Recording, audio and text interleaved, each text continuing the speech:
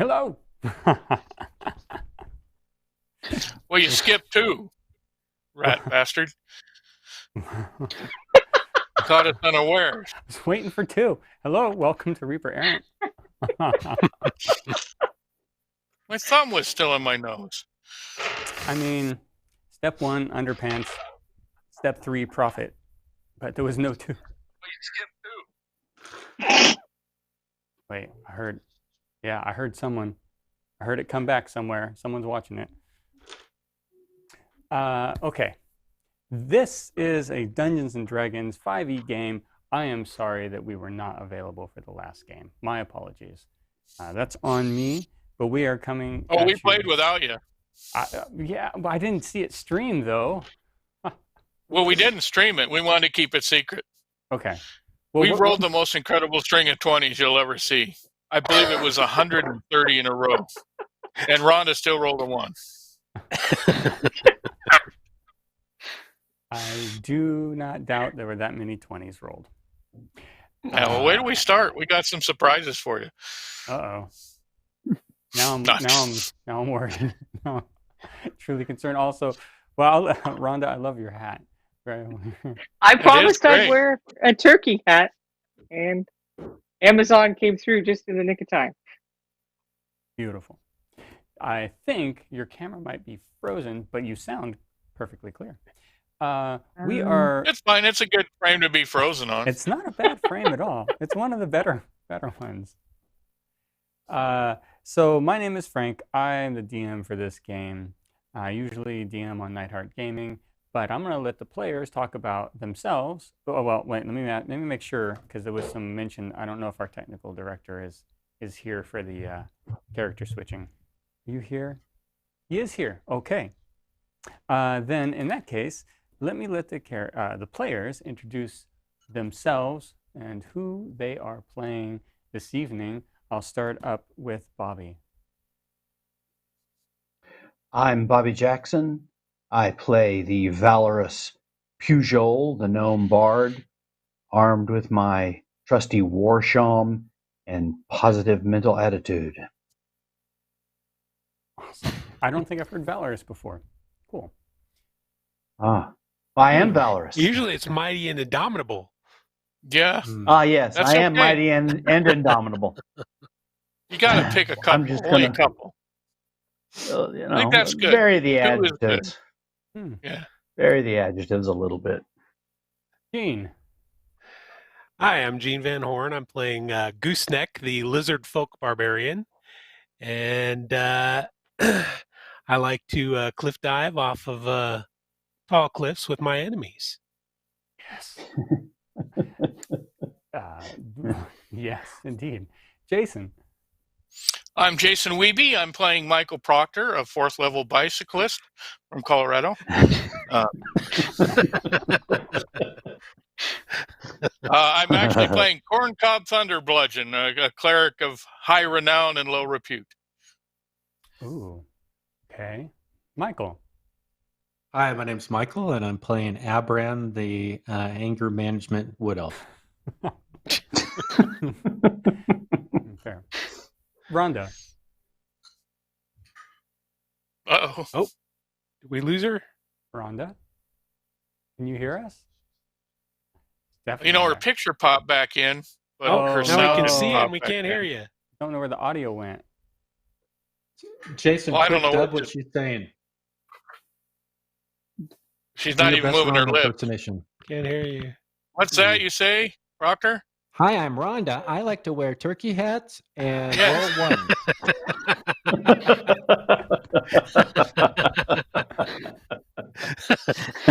I'm going to give Rhonda a moment. We'll go back in just a moment. And Justin, if you can help her out, I don't know. But Jen. Hi, I'm Jen. I'm playing Kay Nimblewit, a human thief.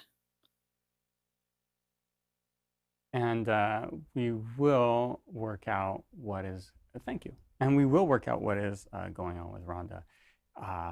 She was connected, and I asked her to reconnect. My fault again.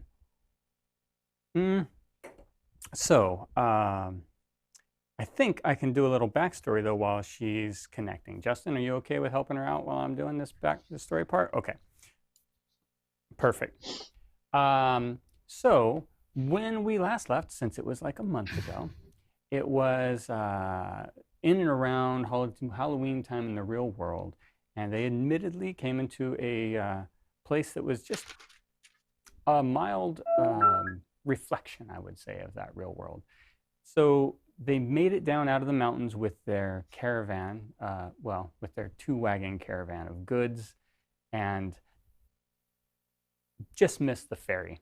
I think the ferryman went home a little early to celebrate with their family, to be honest. But they just missed it. They had to stick around. They dealt with some creepy circumstances and some undead. I won't go into it too much because you can watch the video on YouTube.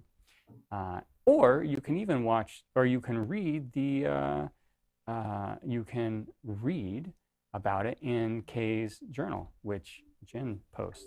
You just have to search Reaper Errant Kay's journal, and you'll find it online. Promise. That was a really good one this week. Yeah, it was excellent. Very good. Yeah. So they usually read it for remember. It's been so long. I was like, what the hell did they do? I wonder if you're like watching the video while you're writing it. I don't know. It's so awesome. I take many notes. Better than me. So that actually terrifies all of us when it actually comes down to it. Just depends on when her pencil's on the paper, you know. What else is she taking notes on? Not just that's what I meant. Yeah. Well, right. That's true. She remembers. She's in the green room. I don't know. That could be bad news. So they did make it through that scenario where some undead, I guess we'll say, approached them, and they dealt with it very well, survived, went back to sleep, woke up the next my gosh, day. what's happened? Ah! That is not wrong. Rhonda, you've changed. That's okay. It's Kevin. Hi, Kevin. Happy Thanksgiving. What happened to the turkey hat?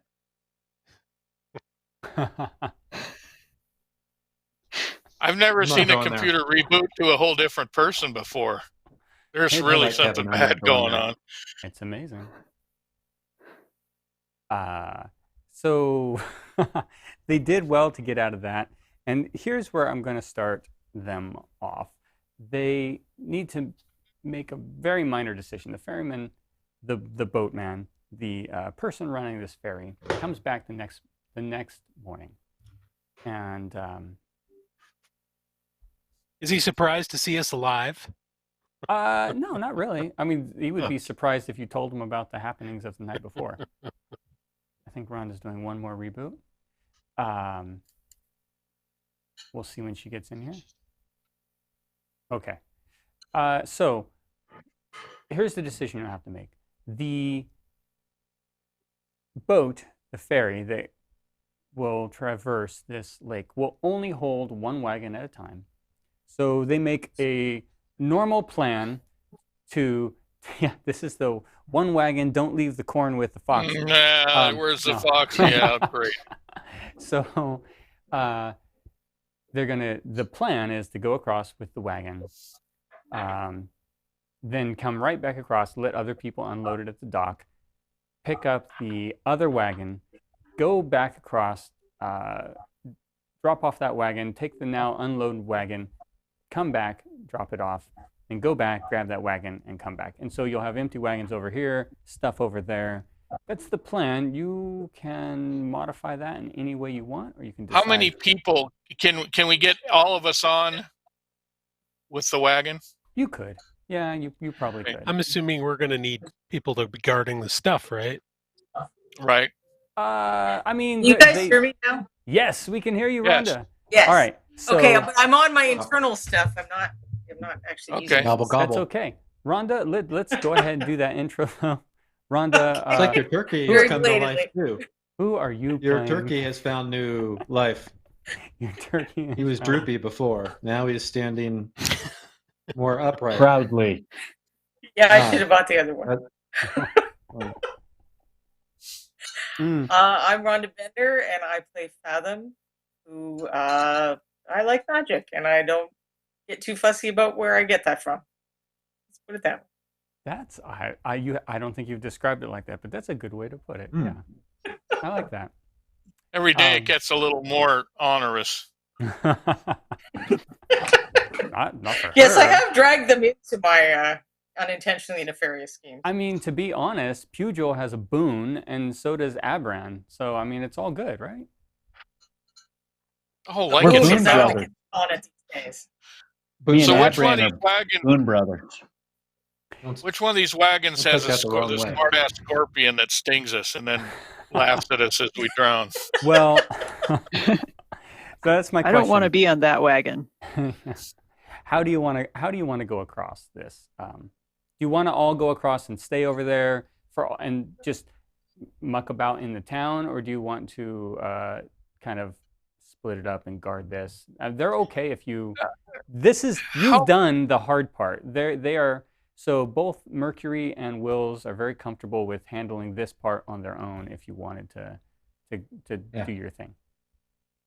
Bye-bye, Felicia. Yeah. So we Don't say could bye-bye ride until over. we get the cash. We could ride over on the first one and just let them up to their whatevers. Yeah, you could. Well, what do they think? Do they leave a guard behind? They seem fine. They do typically leave one person with. I mean, they don't leave the wagon completely empty on this shore because it's like an hour there and an hour back. Right, it's a 2 You just hour. don't load off all the stuff and then rent a wagon on the other side, because that would be what I would do. But it's all right if you don't. That's fine. Yeah, no. Well, they usually make an extra trip back and forth for other goods. All right. Because the final trip back, they're going to need to trade and do some things to get money anyways. Oh, well, hell, let's just get on and go over and then just wave bye-bye to Mercury, whatever. Okay. That's fair. Is that? I don't know. That's just an option, guys. Everybody needs to chip in. I like your idea, Jason. We Well, do wait, need we got to get our to, 25% at some point. yeah, we need to get paid, which Okay. won't happen until after they sell their stuff. Mm-hmm. Was it? So And they're let's just not going to leave completely the track of it. empty wagons unsupervised on this side of the river? No, not on this side. On the other side, they don't mind leaving it because there's people on the docks and stuff where they unload it.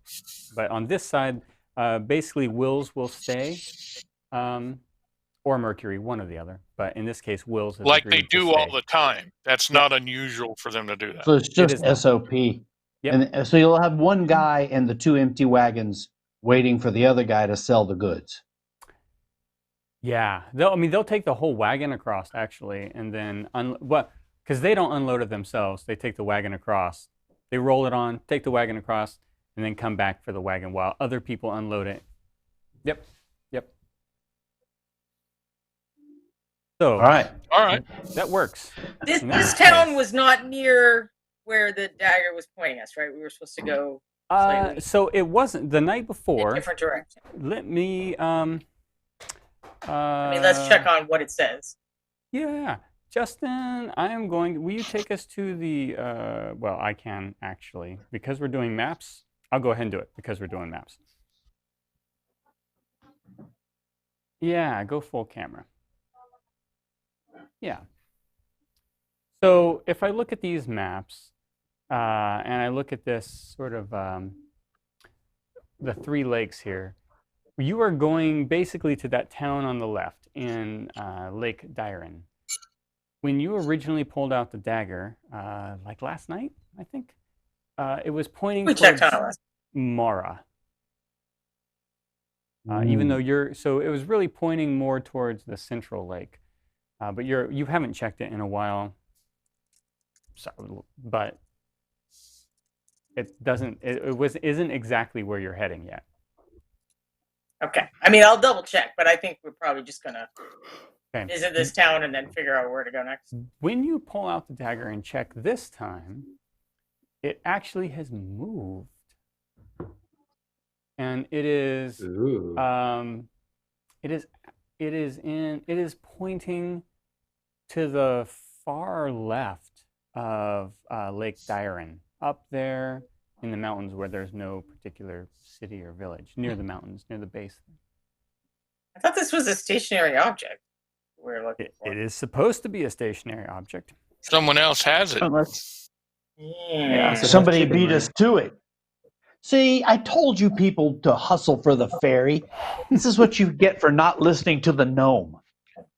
We didn't understand what you meant I by have- hustle for the fairy. It was Well, confusing. You urban people can define it how you want. Oh gosh. Okay. I am going to go ahead and put a wagon across there on their little dock, and you are all off of it. People are going to be unloading onto it. So welcome to welcome to South Lake is the name of this town. And that's the one right there on the north side of Darren? Yes. Yes. North is there it is. South Lake is on the north. I'd recognize it anywhere. Very good. Roll for initiative. I've been here before when I was just a stripling. Slaughter the townsfolk. And Mercury is with you. He's mostly talking to the people that are helping unload the wagon. So he's got a couple of people that are helping to unload. Where are Pujol's kegs? With Pugh. They're with Pugh. I've assumed that he's taken them off the wagon. He's got them under his. Well, I mean, So they're kind of he's big fully for Pugh. encumbered now. Great. Yeah, he's holding them. I'm rolling What are them you down talking the about? street. He's holding the kegs, and I'm carrying them around in his little carrier on front of me. Wow. We're going to distance Master ourselves from you as Blaster. far as possible. His little baby Bjorn. His little. Yeah. Do you want us to just rope the kegs right onto you there? Yeah. So the rope and Is there No, you're not is there an inn? There is. So this building where you see the table outside there and the little tree is an inn. It is, in fact, on the way over, there was a little bit of discussion from the boat, the ferryman that will be happy at the end of the day. This is going to be, like a 6-hour day for him moving these wagons back and forth, which is perfectly fine. He's normal with it, but he's happy at the end of the day to go into this inn, and it is it's pretty much right beside the unloading area for the docks here. so this probably isn't the classiest inn in town. Well, it's not like it's probably the only inn in town, and it's not quite right. like you'd be accustomed to in, say, a seaside port town. This is a little less boisterous, we could say. So it's not an unclassy inn, but it's not like fancy, I guess you would. Can I talk That's to what I mean. Wills and Mercury briefly? Because we have a map, right? Yes. So I can kind of point to the area that the dagger was indicating and ask them if they know anything about what's there, if anything. Both of them relay that in that area, it's pretty rocky shores and not many people. The only people who would settle there are trappers or outdoors folk, not really townsfolk. And there's not an establishment or an established town that direction, but there are certainly all around the lakes, there are small homes here and there that are dotting, that just people who want to disconnect from the rest of the town would live, but nothing big in that area.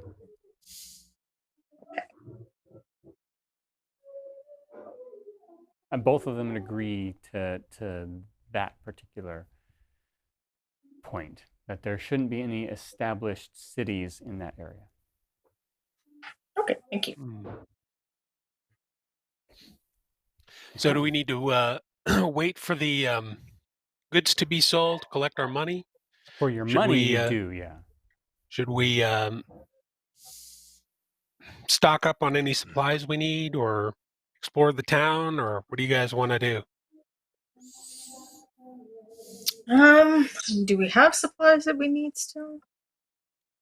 I mean, I think we stocked up before we left the other town. I think so. And we got most of our excess. Well, we got more excess coins though, so I guess we could. Did we get another big pile of copper? Last thing I know of, you got. I don't think you got from the goblins. Yeah, there was some copper from the goblins for sure. Didn't we? I thought we exchanged it with Smith in the village. Didn't we? We did. Yeah. But then after we fought the goblins, like we found another where Pugh was doing all the acting. We got more copper. So you want to go convert that, not a lot, or do you want to just try to pay it? For some reason, that was more. But we could just pay it to the innkeeper when we inevitably stay at the inn. Okay. If that's what we're doing. So we just why don't kind we of go look to the inn around and wait for the look around, whatever. Look around. Okay. Can you check and make sure that? Can you check and see if our target has moved again? Yes, I will. I'm going to check surreptitiously. Like, I'm not going to stand in the middle of the road. No, I didn't assume you would. Around on my hand. I'm going to go to an alcove. Got to be a privy around here somewhere. I can hide behind that pine tree. It seems as though it's a little bit hard to tell because you crossed on one side, it was pointing a direction. You crossed on the other side. It's definitely changed, but it seems even a little farther pointing south than it should be. So it does seem like it's moving, but now it seems like it's, if I go to this map again, which I will, right here. So when it was up in the upper left corner of the lake, and then you are kind of all coming in down there at that dock-looking town, it seems a little farther south than you expected it to be. So it's getting closer to us. It seems like it is a little bit closer to you, yes. Where on the map would we estimate it to be? Where on the map? You would estimate it to be, if you were to form a triangle between the D in Dyren, the upper right angle of the docks around that house, and the pine tree on the left side that's sticking out the most.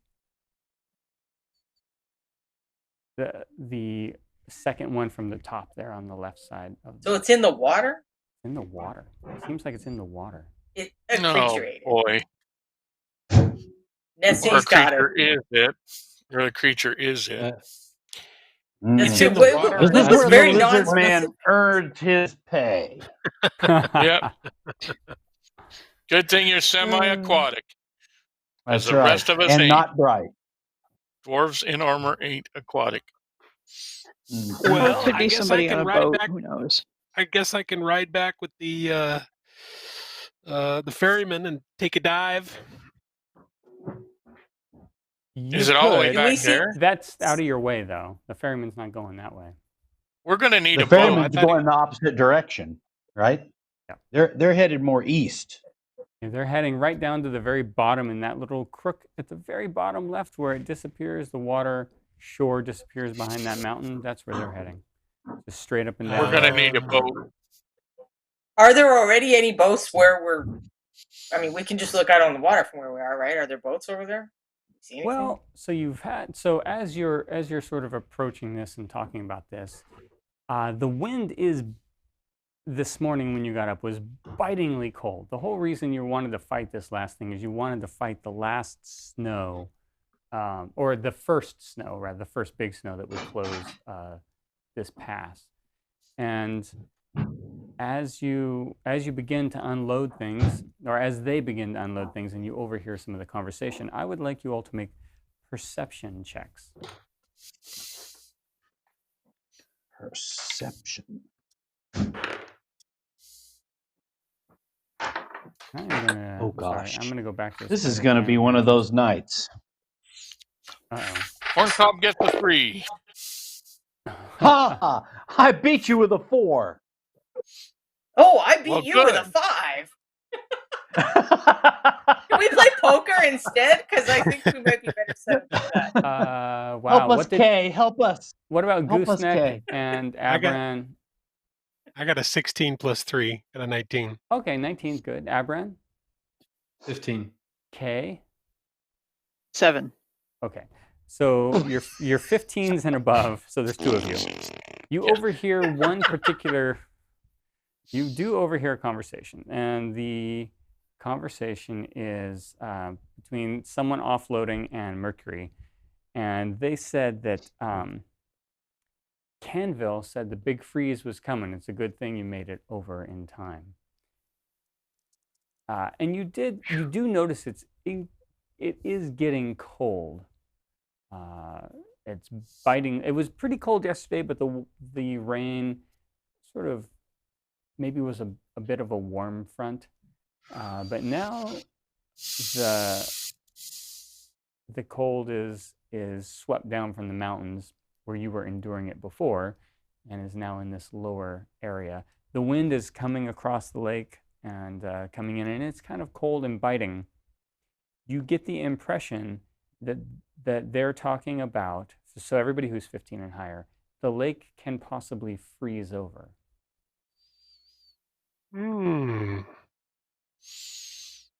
Yeah, No, and it freeze over like overnight, or freeze over No. in a matter of hours? No, it would. So it was very cold yesterday. It was cold 2 days ago. Yesterday the rain, brought the temperature up. Today it's super cold. And Canville, who is apparently somebody important, you didn't ask, you just overheard their name, says that it will now be continually cold, which means you feel like it's about 2 or 3 days before this lake is frozen over. Are we trapped here all winter?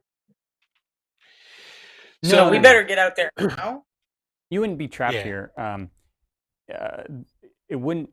The lake makes it easy to travel. So let me go back to this. Yeah. Do I know? Did I hear about this freezing? Has the lizard man told us? Well, I don't know. I will. Has Gooseneck or Abran mentioned it to you guys? Yeah, we'll tell the rest of the party. Did you say Canville? Is that his name? That's Somebody the mentioned Canville, and that there's a possibility the lake will freeze in the next couple days. It's going to keep getting colder. So if we need to go out in the lake, I would rather do it while it's not frozen. Well, I think that's a sensible choice. I'm a cleric of nature, and I'm a pretty good survival skill guy. So, can I make a roll and find out if I think that the lake is going to freeze hard enough to actually walk on it, or thick enough to walk on it? Yeah, make a nature check. 18, 23. 23. Okay. Yeah, you feel like these could freeze hard enough to walk on them, especially up on this side. Lake Dyron, Lake Mara, definitely in the maps you've seen and with the weather that you've seen through here, probably freeze quite solid. And then Acacia, you're not sure with that roll, even at that roll, if that one would freeze solid, because that's where a lot of water drains out. Mercury or the other guy around at all? Yeah, still? Absolutely. You can grab them. I'm going to ask him, do you guys ever sledge across this lake when it's frozen? Or are you done now because the boat doesn't run in the ice? We go across the lake, yes. We have sleds, but typically no one travels from that direction once it gets that cold. There might be snow in the past, but occasionally they come down when there's no snow, and they will just walk across. We stop boats, of course, and we stop. How long do you wait after the freeze starts? 4 or 5 days? Week? No, it's started already, but the water's, as soon as it's solid, it would be safe the next day. Wow. So are you planning to go back across the lake once it's frozen? No, we'll leave before that. We'll leave within a day. We'll make our sales and cut you your percentage, and then we'll head back. And then it won't be long after that this freezes. So we need a boat that we can put runners on. No, we need a boat because We need a boat to get out right frozen now. lake. Yeah. I mean, it's right almost now. just as cold now as it's gonna be when it's frozen. But yeah. Yeah, you'd be colder now because you'd fall in. I don't know if I don't think I have any spells that could help you stay warm. We don't want to stay warm. No, don't we want him to stay warm when he goes? Ice is our friend. Oh, we're still thinking he has to dive, right? Yeah, He's I don't know that cold-blooded. We don't know He'll that just it's get not drowsy and fall asleep. We don't know that it's not on the surface of the water moving around, though. I mean, I don't know where it is. Well, okay, let's just try to find someone who'll let us. So you think it's on some critter that's under the water that's crawling around on the bottom of the lake? Or swimming around in the lake. I see. It doesn't sound like fun. Will the lake freeze overnight? It will probably take 2 nights before it will be frozen. Or start to be where the surface. So let's rent a boat right now. Let's find a boat, head out, and when it freezes over, we'll abandon it and we'll trek on the ice afterwards. Okay. So when you look around, so again, you haven't gone into the tavern or anything, which you don't have to do. The boat. That's all the people. The boats are in there. We can go and look for them. While they're doing all this stuff, I want to go in the tavern. You want to go in? Okay, you want to go into the tavern. I can do that. I'm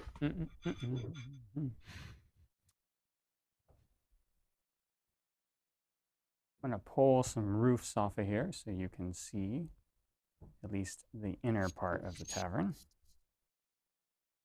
And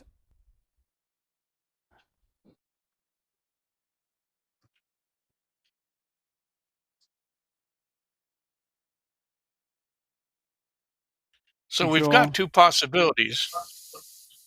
Mm-hmm. It's in an aquatic creature or it's in a boat, right?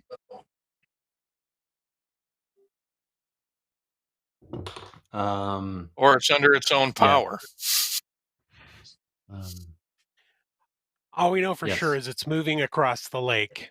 We don't know if it's under, on top, above. Maybe it's in the sky. Yeah. Could be a rubber ducky. Could be. Giant rubber it was ducky. last drifting, time. Floating. Mm-hmm. Rubber ducky with someone's soul trapped in it, or soul trapped. I mean, that's the best place to keep them. I don't know. I've seen worse. Stranger things have happened. That's right. Let's see. Is anybody going with Pugh in there? We're going to do a little outside stuff, and then we're going to do a little inside stuff with whoever goes with Pugh. I'll go inside with Pugh so he's not alone. Okay, Abran and Pugh. I will too. I'm done out here now. I mean, Abran, Pugh, Corncob going in. All right. Okay. I want to talk to the head man. And my intent, without doing gnome accents, is to set up a trade deal for this fancy medicinal mead. That's right. Okay. Yeah. I said, and there's more where this came from. And it's brewed from a special medicinal herb with special medicinal properties. Okay. So he says, "What's your name, fella?" I'm Marcus. I'm the mighty and indomitable Pugh. Pugh. Well, might I have a taste of this mead you're talking about? Let's taste it together. Okay. So you pour out some mead for him. He grabs it, drinks it. Make a persuasion check with your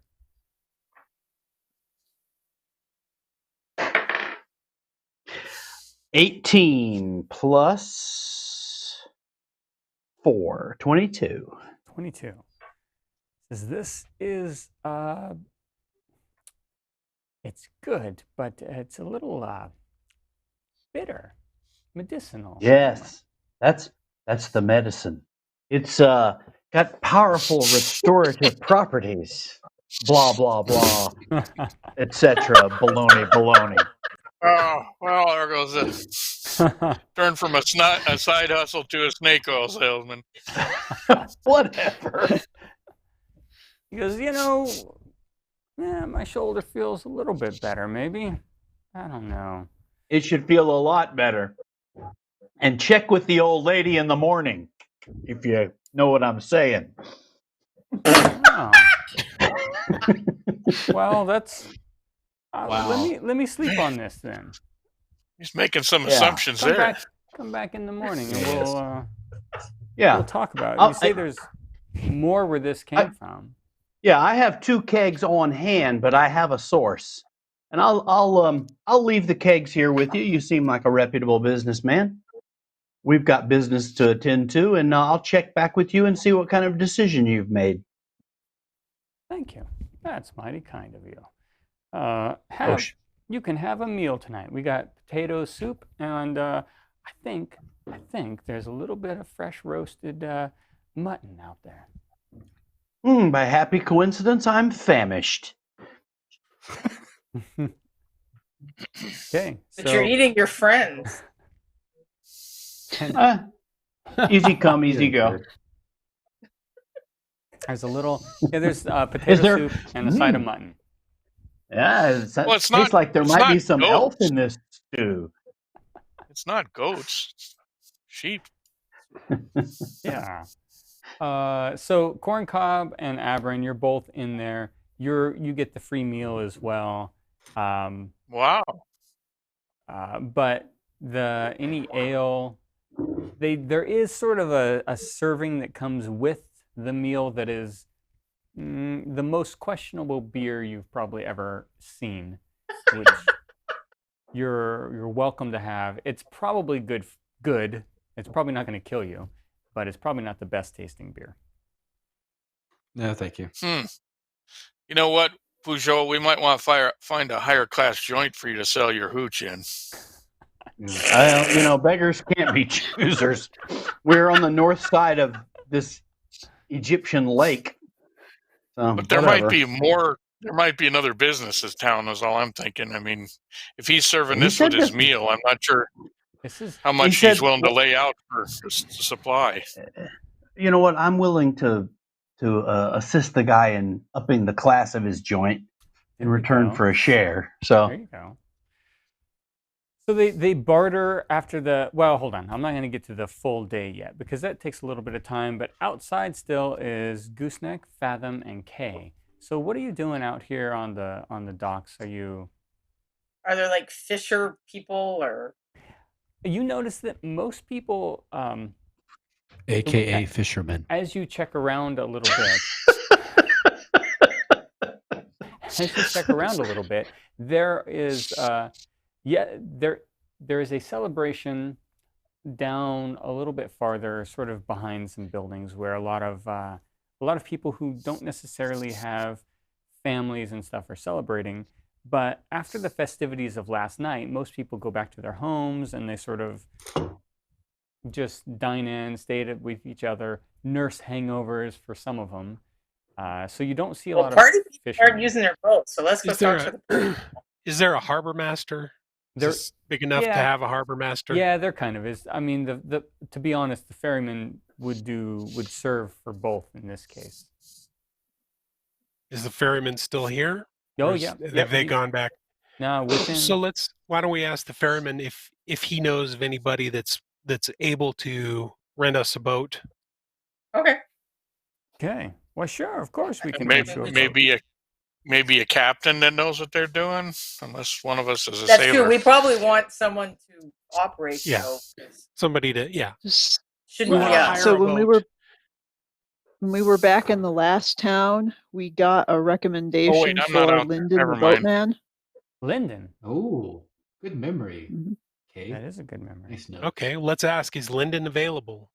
Notes. Notes. Yeah, well, I think so. Lyndon, he'll be available. Is I he could around here check. somewhere? We Well, talk today to him? he's probably not. I think he's at his residence at the moment. Hungover. He's off, but I can grab him. He doesn't have any celebratory family. He might come by the central area and grab some food. But I will check for him, and I will make sure that. So what is happening over there where all the people are? They're just Festivating. eating. So you can see that they're eating. It's not too far off of where you are. They're just eating, enjoying Smells a meal, like chicken. a little bit of free beer, and I don't know, chatting. It's like a social. Even though everybody's kind of covered up a lot, the wind is cold, but it's a little bit of a social gathering. A little fire. It's a pretty big fire, but little in means of warming. Shall we go over there? Yeah, let's go over and check it out. Okay, absolutely.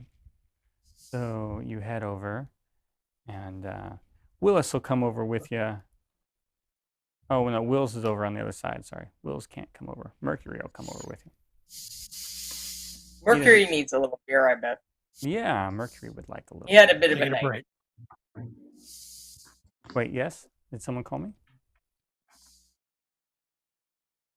They've got this. We need to buy Mercury a beer, Yes. even if the beer does suck.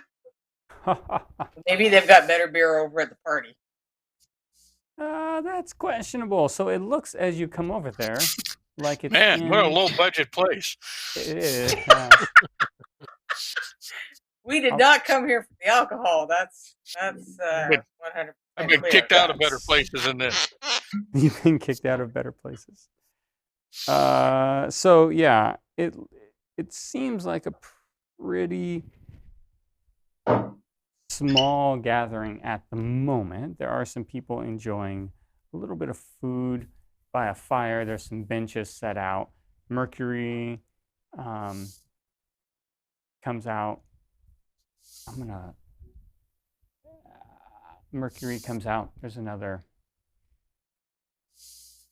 halfling, you would say. I mean, it's actually a group of smaller people. As you come over, and they just sort of wave you over when you come in, and say, "Come, have a bite, And they pull off this fire, this roasting spit. They pull off. It looks like honestly, like a little young suckling pig. It looks quite tasty. Oh, thank you. That's very generous of you to invite us to join your celebration. No, that's what we have it for. On these days, it's for those that are going back with their families. We're having a little after celebration here, since we've all had. We maybe didn't get to participate last night when everybody lit the boats. So this is our day.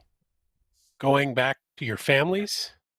What do you mean? Well, many of us don't have families here. And that's who would come by here and have a little bit of this food.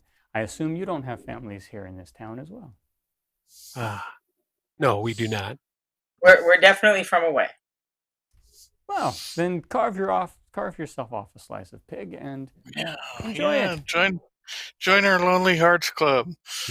Pretty much, yeah. All right. Well, let's carve off some suckling pig and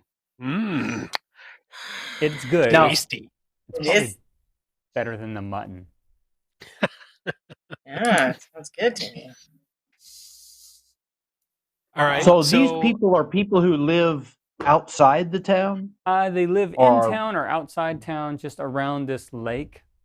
What you get the feeling of these are all Lake Dairen residents, and they're coming together after the harvest celebration of last night to the next day when everybody else is sort of in their homes. These are the people that come out that don't necessarily have families, and they sort of share a communal meal. Okay. It's Friendsgiving. Yeah, kind of. Exactly. Okay. Let's ask him. Have they seen who's the boatman again? Kay? Lyndon. Lyndon. Have they seen Lyndon? Has Lyndon been around? Oh, Lyndon will be by shortly. I'm sure of it. He said he was running off to grab some things. I don't know what he's bringing back, but I'm excited about it. Why? Why? Why are you excited about him coming back? Is he bringing something special? Usually he does. Yes. I think. I mean, Lyndon sounds like the guy to know. To be honest, this beer is not very good. We weren't going to mention. Yeah, but he brews some mead up at his home. Wait a minute. We need to sink this boat. We're not there. We're still in the pub. You're still eating some crappy mutton. Tavern. Who was the person who was? Yeah, they're about ready to be the second course out here with these vampire people. Maybe we can lure this Lyndon guy to go with us on our expedition and do some ice fishing with him. You're going to knock him off so you can get the meat industry. I see where you're going, Pugh.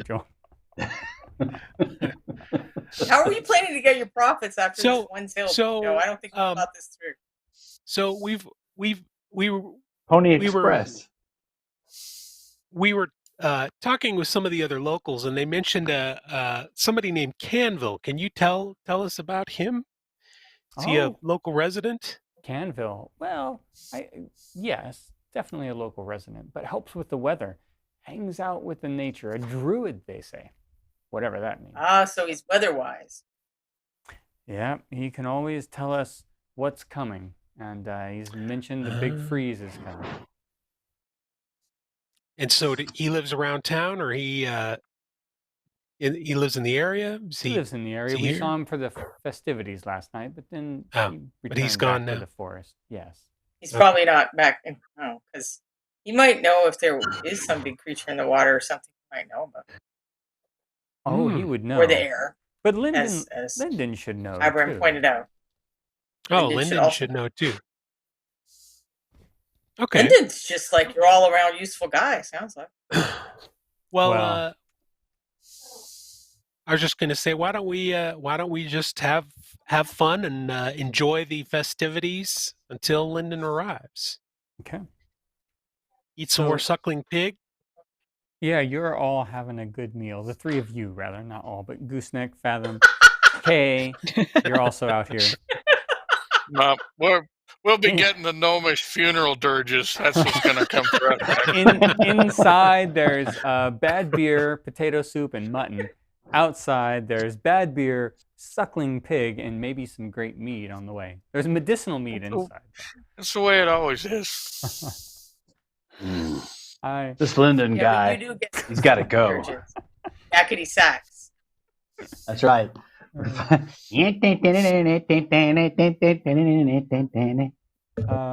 Okay, so I'm going to go inside for a little bit. We have... Are you going to settle down a little bit in there and eat after you've done your talking with the bartender? Yes. Yeah. Okay. And what about you, Brand Corncob? I guess this is all happening concurrently. Yeah. But if our companions are gone, I guess we could let them know that it's more fun out here. If our companions are gone for much longer, I might go out and look and see what they're up to. Okay. I know what your plan is. Yeah, once I'm done eating, I'm leaving. Okay, so you're going to eat and then leave. All right. Perfect. Kind of want to get out of here before the music. Yeah. I'm going to go scout. Oh, my goodness. Okay. Let me do a couple things over here on the dock, just in case we come back to it. We got some goods going. Some wagons traversing. You guys are going to be there a while. All right. After you've eaten your meal, you go back outside. Or I think Pugil sounds like you're kind of staying a little bit, maybe. Or are you going to go out with everybody else as well? I'll go out with everybody, but I want to make sure that there are rooms available to sleep here. Okay. Before we leave. There's one room in this establishment, and then the boathouse has a room as well. Okay. So essentially, 2 rooms that are available for you all to use.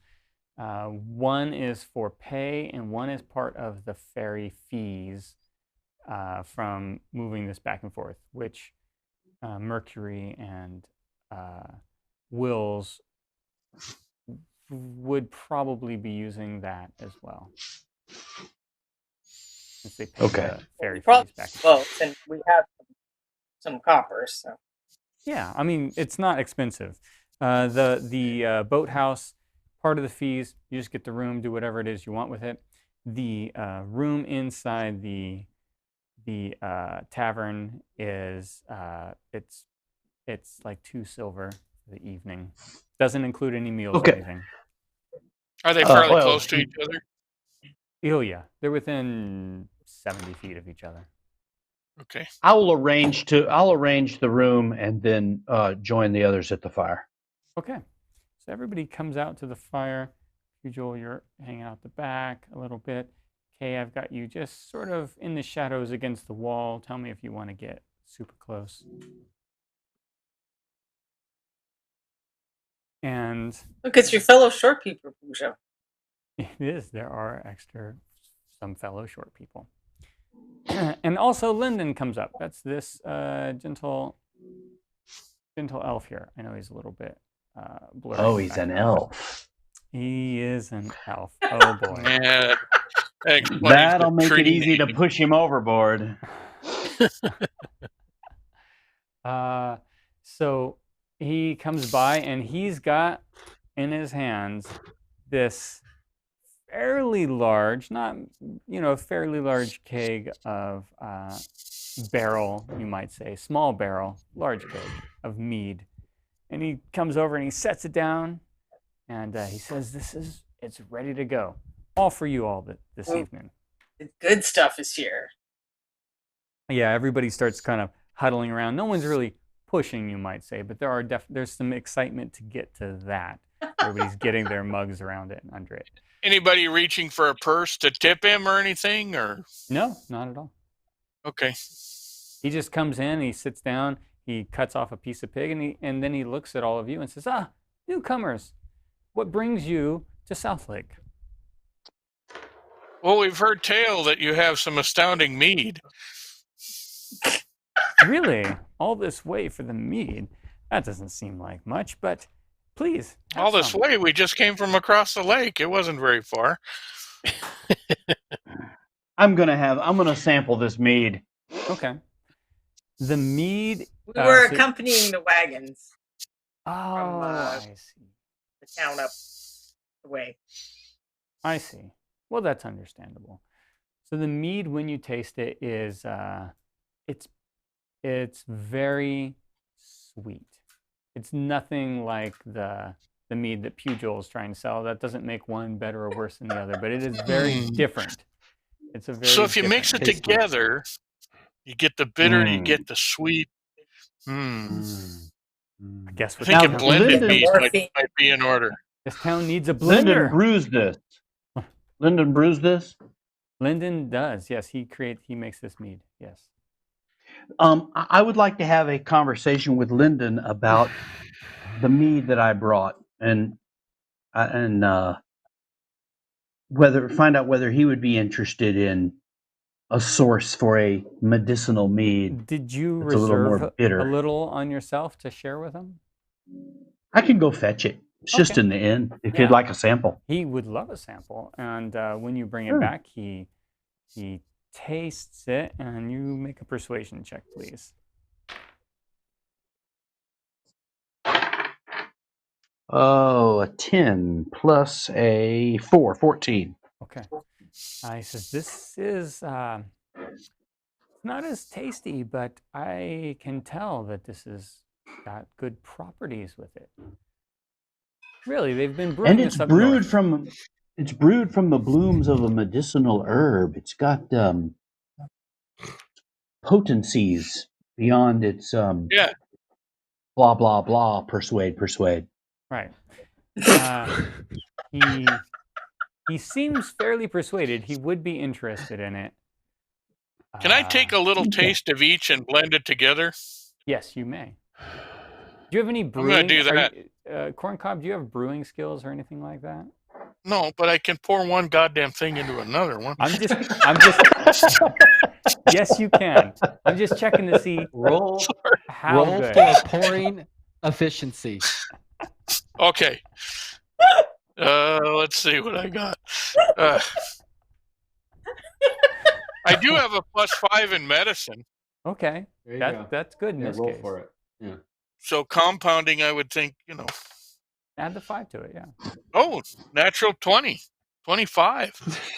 Oh, you were born to make this brew. Those Pete's Dungeon dice. So as you pour them together, you feel like it's just the right amount, not quite equal, actually. Surprisingly, you need a little more of the bitter stuff. Okay, I'm going to offer it. I'll drop a little bit more of the bitter stuff in and offer it to Pugh and Lyndon. Okay. See what they think. I say we call it slobber knocker. Lyndon lights up. He's very happy with this. It's not as not as Campari bitter as the mead that Pugh brought, and but still quite tasty, and it would retain all of its medicinal values. I think we're stumbling on something here, gents. See, we didn't know that this was going to be a mead business venture. But I think you got it going. You got to take it when you find it, because we're all going to die tomorrow in the jaws of the Leviathan anyway. Well, we need to start asking Lyndon about that, too. We need to ask him about whether he'd be willing to take us on a little 4-hour tour on his boat. Sometimes you hear rumors about strange creatures that live places. We're travelers. I like to collect stories like that. Is there any kind of strange creature that's known for, this lake over here or around there? Well, not so. You've warmed up to him. Everybody's sort of had some pig and meat, and everybody's happy. So you feel like he's being pretty straightforward when he says, "Well, not really. There are creatures in the area, of course, some dangerous, but there's not a mythical creature that haunts the area, so to speak." But I have to say, there are some dangerous creatures in the lake. In the lake, not usually. Well, there's an annual horde of zombies. Well, I don't know of any hordes of zombies. My goodness. You met zombies? Do those dirty orcs ever get in a boat and start swimming, paddling around in the I would lake? say just keep your festival traditions, and you won't meet any zombies. Just keep on. Well, rarely are we raided by orcs on this Festival side of the lake. Traditions. When you are they showing up in boats? They've tried occasionally. It's the leader over there is a dreadful person. He is. We've encountered some of his minions. He was. I cliff dove with him. Well, good. If you've taken care of that, that would be great. But there's sort of the leader of all the tribes, which I would be more than surprised if you met. Oh, not him. Oh, they have a other, like a leader of leaders.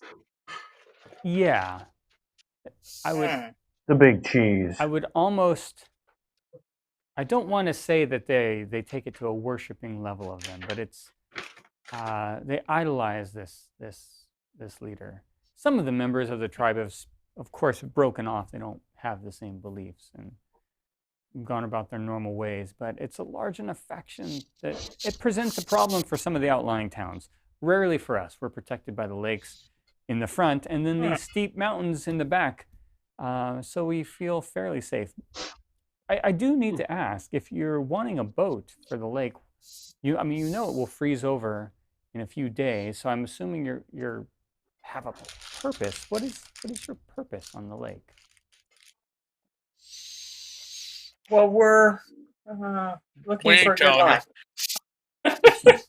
Looking for what? We're looking for an old family heirloom, but unfortunately, I don't know a lot about it. So I don't know exactly what I'm looking for. Just that it's in this area. Oh, we're on a retrieval mission. Perhaps. Yes, we're hired hands. We're on a retrieval mission. Oh, well, you'll need it would break quite a few of the 3 lake treaties just to go out there. You'll need a permit from the mayor to go dredging the lake. We're dredging the just lake? Just look around on the lake? Well, there are treaties between the towns around the lakes. We just thought we'd row out there, toss the lizard man in. He was going to swim to the bottom and retrieve the object. We didn't realize it took permits. Who do we have to pay? Whose palms do we have to grease? Nessie to get the object. Well, it's good to let the mayor know that we're doing these sorts of things. The mayor of the lake or the town? Of this town, which I mean, in this particular case, that makes me feel better. Yeah, Windleton controls. Well, speaks for this lake in general, you could say.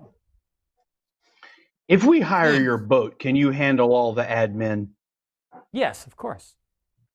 All right, very good. Do you mean the permitting and such? Yeah. Yes. Oh, well, we'd have to. Well, I mean, I could certainly. How soon do you need it? The mayor would be in his lake home at the moment this evening with his family, boarding up for the freeze, I think.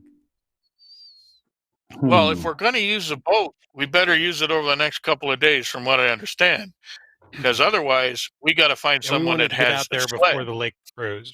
Yes. How soon can you have the boat? How soon can you have the boat available and all the bureaucratic rigmarole attended to?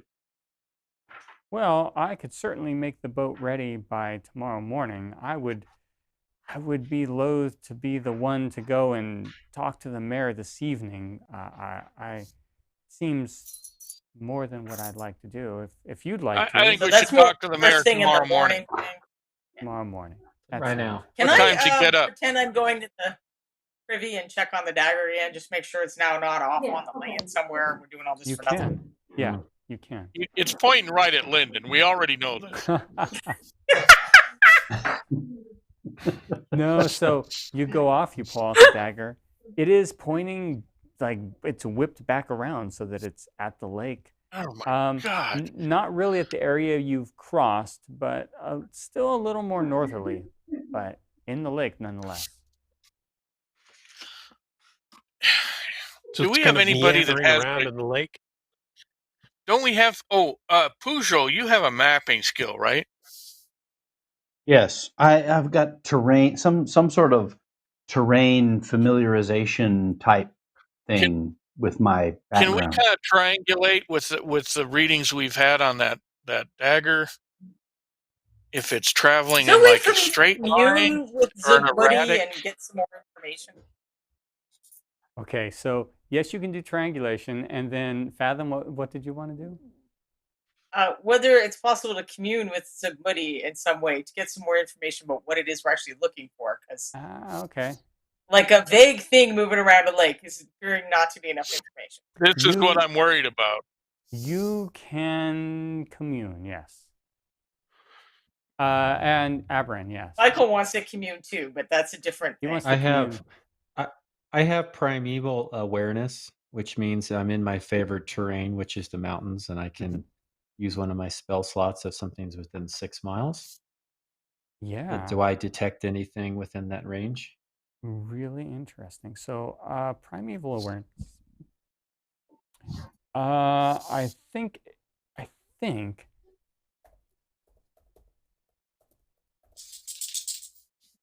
Let me double check if anything falls into this proper category. Here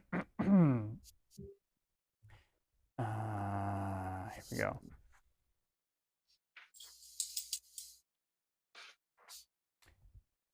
So up to 6 miles because it's your favorite terrain.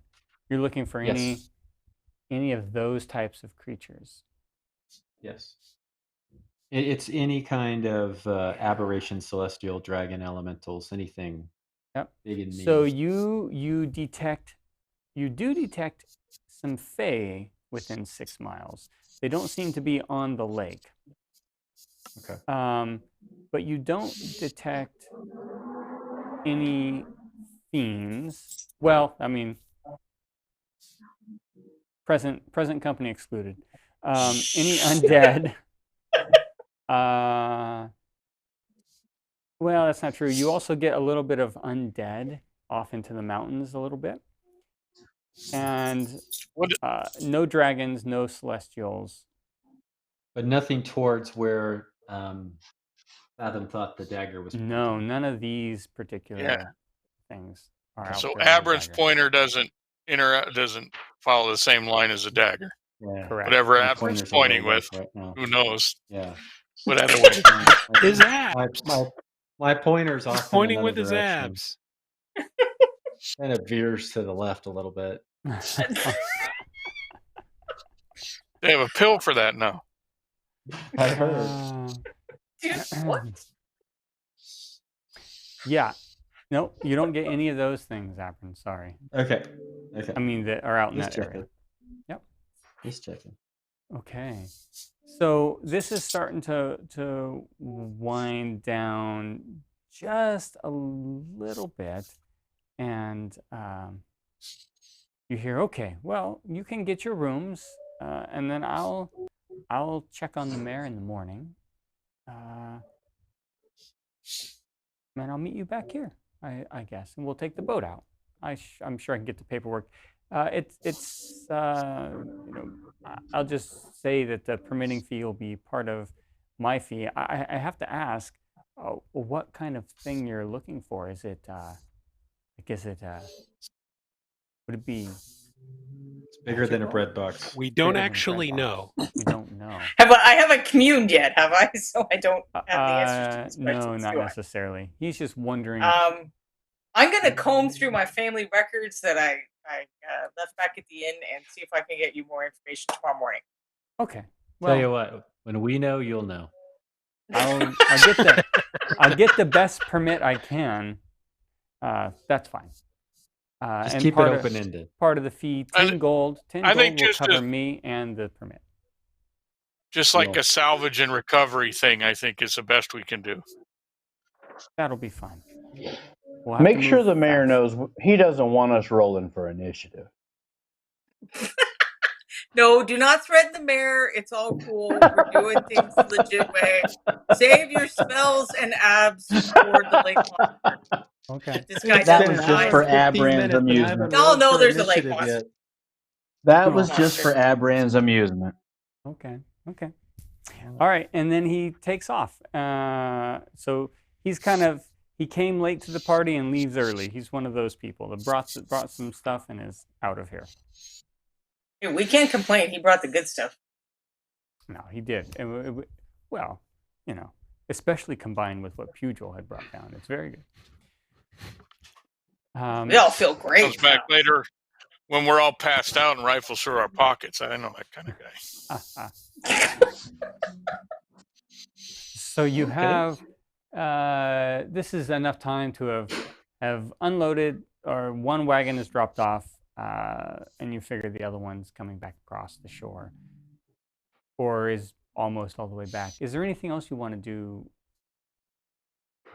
or anybody else you want to get to know, or anything while you're here before we fast forward to? I think we need I just need to zero to do in the on communing. we need to zero in on what this is. I need a big tub of goose grease. Before we leave the bonfire, I want to pull Mercury off to the side and have a conversation about. We had an encounter with these zombies, and these people over here don't seem to be bothered by. I mean, and he's not making a deal about our encounter. Why is that? I want to know why he's not saying, "Holy crap, we almost got eaten," or some such thing. Well, they did what they're supposed to do. They did the tradition. Yeah, as soon as we did the tradition, the zombies went They away. ought to leave written instructions or something on the other side of the lake for. Yeah, that's a good point. I'm a little pissed off about well, that's that kind too. of They on could have had a Mercury for sign, not a having boat sitting out. Yeah. Yeah. Well, we can go over and install a Forest Service information sign when we have time. I've never had. They've never encountered that problem. I mean, they do always also offer up the ships to their fallen family, so perhaps that has something to do with it. But Mercury's cool with it.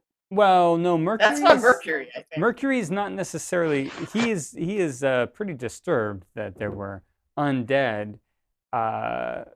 So he's not really cool with it. In fact, you've kind of seen him begin to think that this is an important tradition, even though initially he was very much against the idea of all that sort of hogwash. But we got to remember that Mercury made this trip all the time, and he had no idea that was going to happen. Yeah, so he did not know. Townsfolk on their side probably. But now he believes in something he didn't believe in before.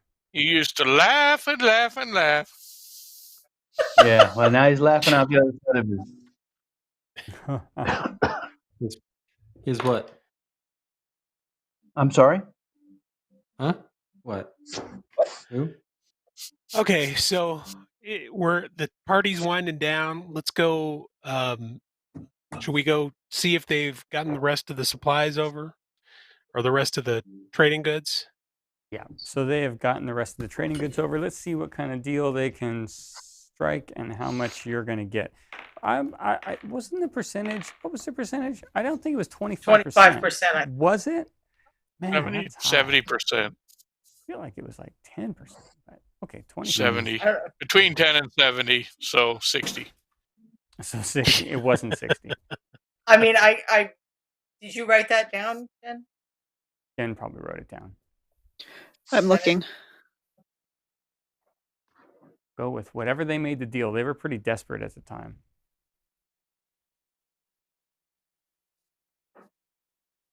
All right, let's find out how much they're going to make from this. And this is... Oh, man. 10%, which they think would end up being about 200 gold. Yeah. That sounds right. Okay. These Pizza Dungeon dice are doing you no favors. These are DM's dice. Yeah, so are these. So are these right here. But you can get your very own set of Pizza Dungeon DM dice.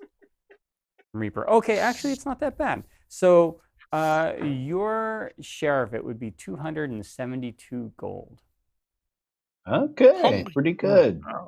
For what the deals they made. We can rent Lyndon and his boat 27 times.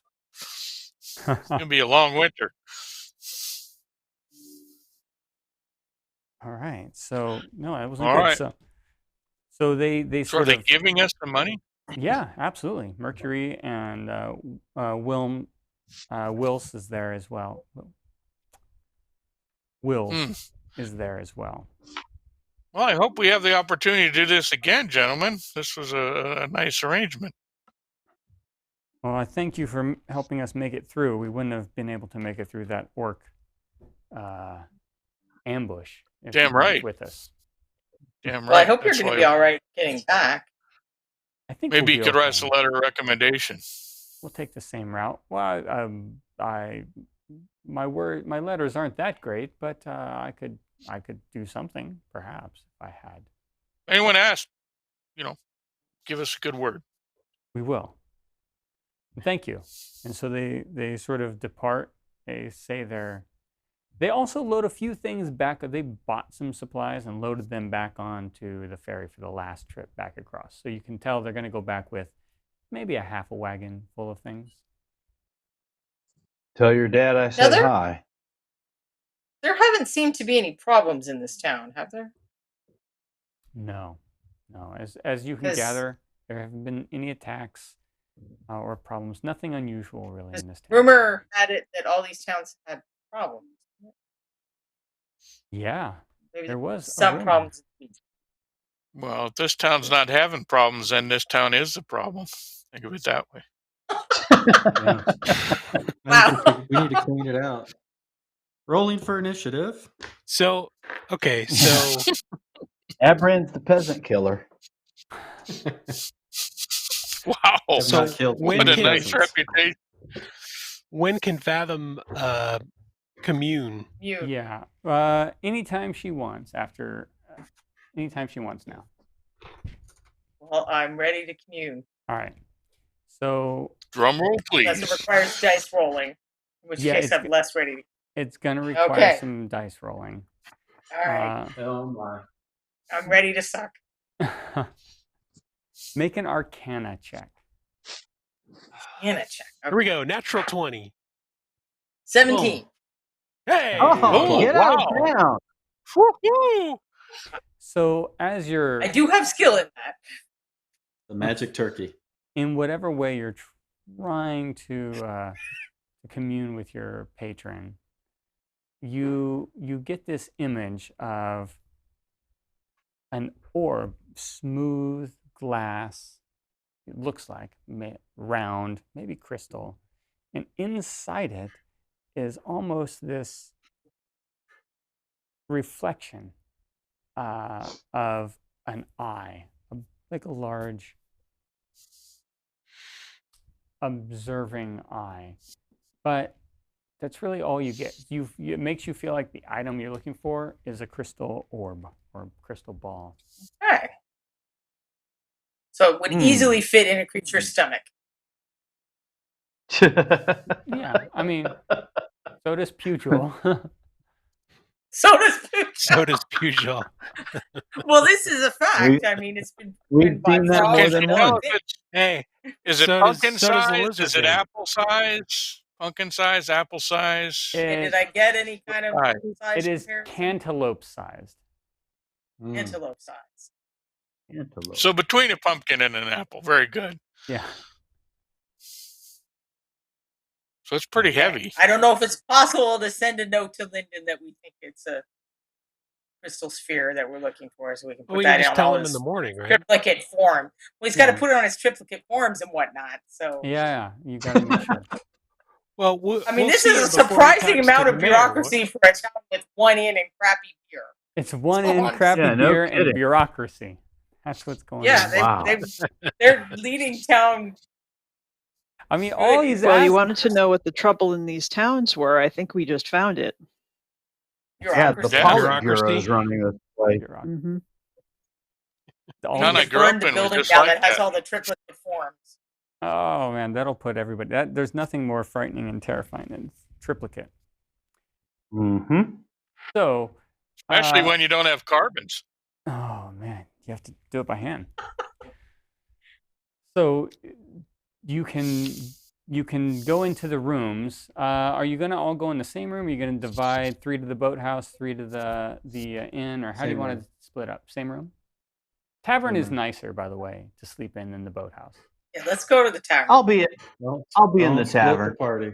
Okay, everybody's going to the. I mean, but are we being rude to Will and Mercury? No, No. not at all. Maybe We they're already tired. said be goodbye. Right. Okay.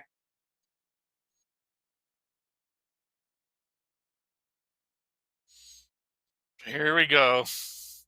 Not maintaining proper social distance. No, well. Nice thing about a fantasy game is we don't have to. We'll That's just right. drink some of the fancy mead and then we'll feel fine. That's right. I don't know why he's selling this. Like he doesn't think we're gonna need medicinal mead. Medicinal weed? Mead. Calm down over there. Think she said mead. Rocky Mountain Never mind. High. But you know, Never mind. W is just an upside down M. So I love it. I love it. Oh my gosh. Okay, so you go in, you get your meal. This again. Remember 5-foot minis on the thing. The room is 20 foot by 20 foot. We're in a box pit. we're just Where's gonna our sleep pillow? standing up. Yeah, those aren't pillows. I mean, you're Gooseneck gonna be. brought some goose you're- grease, I guess. So. It's like Yeah. sharing an 8-person tent with 6 people. It's the same sort of concept. You'll be fine. I do It's have gonna be- questions about the goose grease. Why do you want goose grease, Gooseneck? So Well, he if can I'm swim diving in faster. cold water, Mm. put it Oh, on. you're going to put grease it up all to over. protect you? Yeah, grease up so it's Ah. not quite as cold. Mm. So Our can you cleric wait to doesn't grease have up something better than that? Some till kind of. tomorrow, or are you going to do that before you go to bed? Just I'm ask. going to do that when we're out on the lake. Okay, good.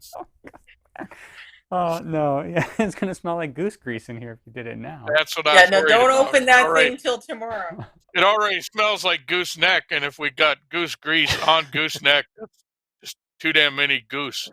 Yeah. 5 copper.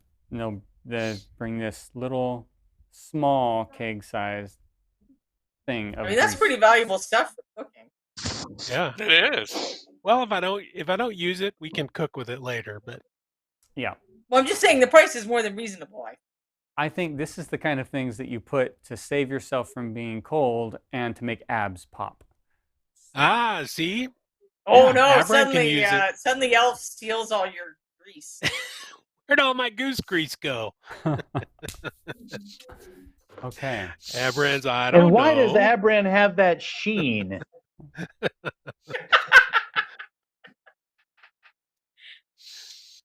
I can do my hair staring at his stomach. Do you feel comfortable enough in here to sleep just through the night, or did you want to take watches? Watches. Okay. Bitter experience has shown us that. Well, I'll take a watch at the end of the. I'll get up early. Let's put it that way. Okay. If but no if one a else frog wants comes to watch, in here, that's I'm fine. just gonna let it go. That's all. I mean, the door does lock. It's got a lock on it. A little bar that you can pull Yeah, over. you're trying to talk us out of taking a watch, and that's bothering me. Just okay.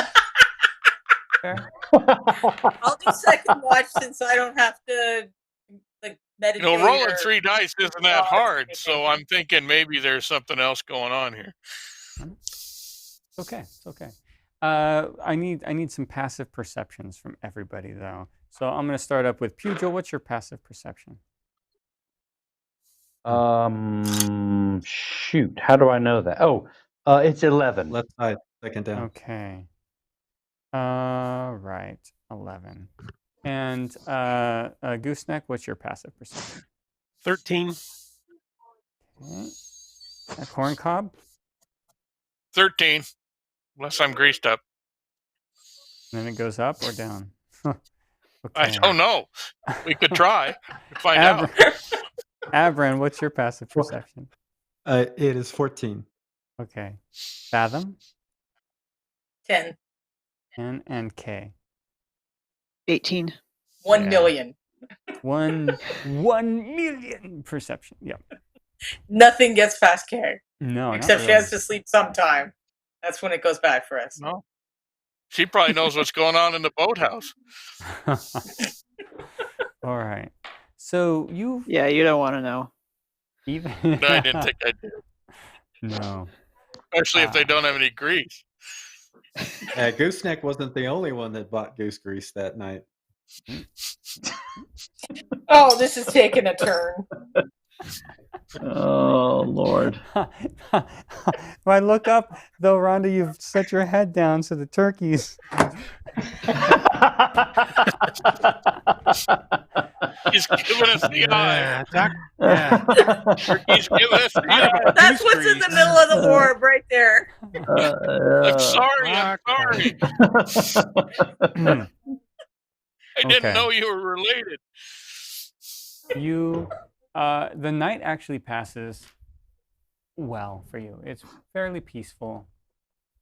Occasionally there was a little uproaring of laughter or something from outside as things were winding down, but nothing bad or ominous or anything like that. However, no zombies. No zombies, absolutely. However, earlier than you expected in the morning, Lyndon Well, you know it's Lyndon. You can recognize the voice. It's before all of you are up. This is the last person who was on watch. Who had the last watch? Corncob and I was in the whoever else middle. wanted. Okay. So you hear a sort of a, hey, something's wrong at the mayor's house. You just hear it from the Uh-oh. door. Crap. That's what I'll say. I'll wake up. I'll say to some other people, hey, something's up at the mayor's house. It says Lyndon outside. Should we let him in? Yeah, unlock the door, let him in. Well, let's make sure All we're right, decent. I'll let Lyndon in. Oh, it doesn't matter. He's a cleric. He's seen everything. Or a druid. He's seen everything. Okay. He's not the What, druid. not Druid's the different druid. guy. Yeah. Oh, sorry. He's an elf. He's He a meat also maker knows and about an elf. animals. Yeah. He doesn't die. So anyway. So tell us a little bit more why we're strapping on our armor. Yeah, how does something wrong manifest? Well, I went up there, and the mayor would usually just be there with his family, and I saw an armed guard walking around, keeping watch. Anybody you recognize? No, not at all. They shouldn't be there. Does the mayor usually have armed guards? No, and these aren't people I recognize. So you didn't bother to knock or do your like normal business that you would do. No. You saw the guard and left. Something's weird. Unsafe. This is not normal. He's just right before the big freeze. He goes with his family to board up the house. He never has guards, and I think that means that he doesn't care about permits. I don't think he cares about permits today. I think we just hit the water. Was it a humanoid guard? Yes, it was. We know it. Okay, so it was a human. It was humanoid. I didn't get too I don't think close. we need to fight through guards to get a permit. That's the whole level of You don't bureaucracy. understand the bureaucracy. No, I tend to disagree. I haven't murdered anything in about an hour and a half. Yeah. Well, it's time to kill something. No, if we manage to save the mayor and his family from whoever these people are, we might get to waive the permit fee. That's right. Or at least a healthy discount. I want some extra permits even. It's really not. we get a permanent license. Just unsigned blank permits to whatever I want. I want salvage rights to the whole damn lake. All right, saddle up, people. We got a mayor Let's to head rescue. over to the mayor's house and kill some stuff. You head over to the mayor's house. Okay. Sure my mage. I tell you what. Got our pitchforks and our torches, and we're heading toward the mayor's house. So he knives in our teeth. He gets you on a road. It's not really a road even. It's a small trail. And what you realize is this particular town, everybody probably travels by boat most of the year. It is a very rugged terrain. The lake backs right up against some tall mountains that are not very hospitable, not easy to build in. So most of the homes are built on either out kind of on the lake or off to the shores of the lakes. So you end more up... bureaucracy, the worse the roads are.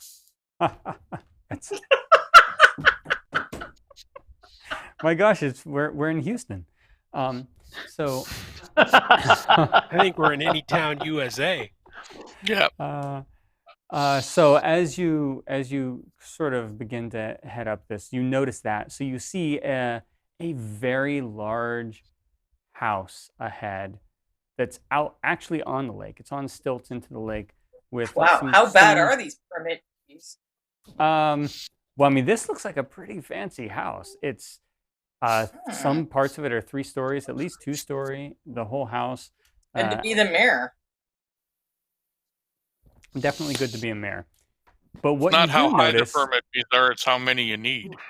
What you do notice is that there is someone on the roof, like perched up on the roof, and a position that you would not expect to you just wouldn't expect that someone to be out there in the cold, perched on the roof.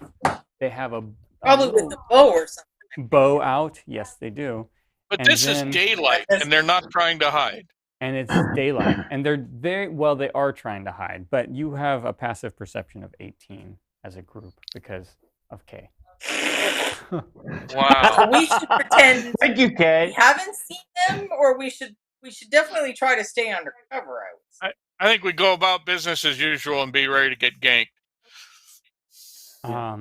And you see what looks. So they look like they look dwarven, probably in nature, up on the roof.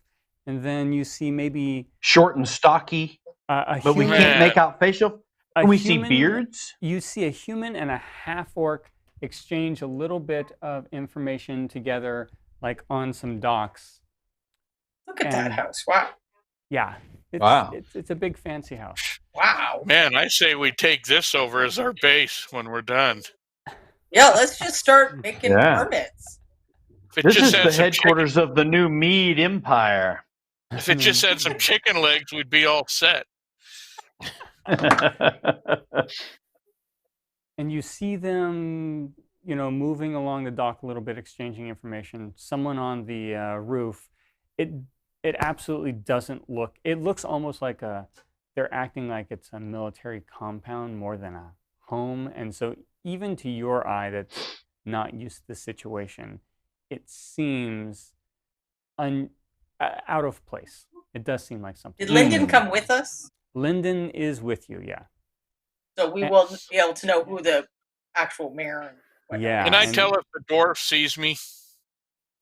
Uh, Does he see us?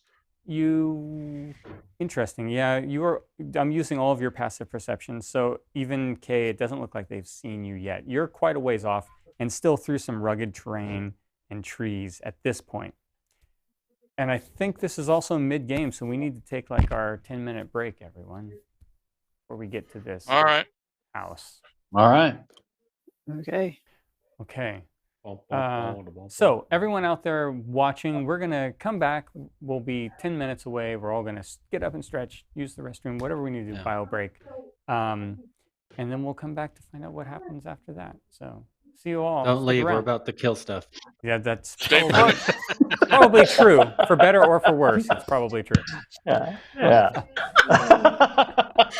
Oh, it sucks to be the mayor.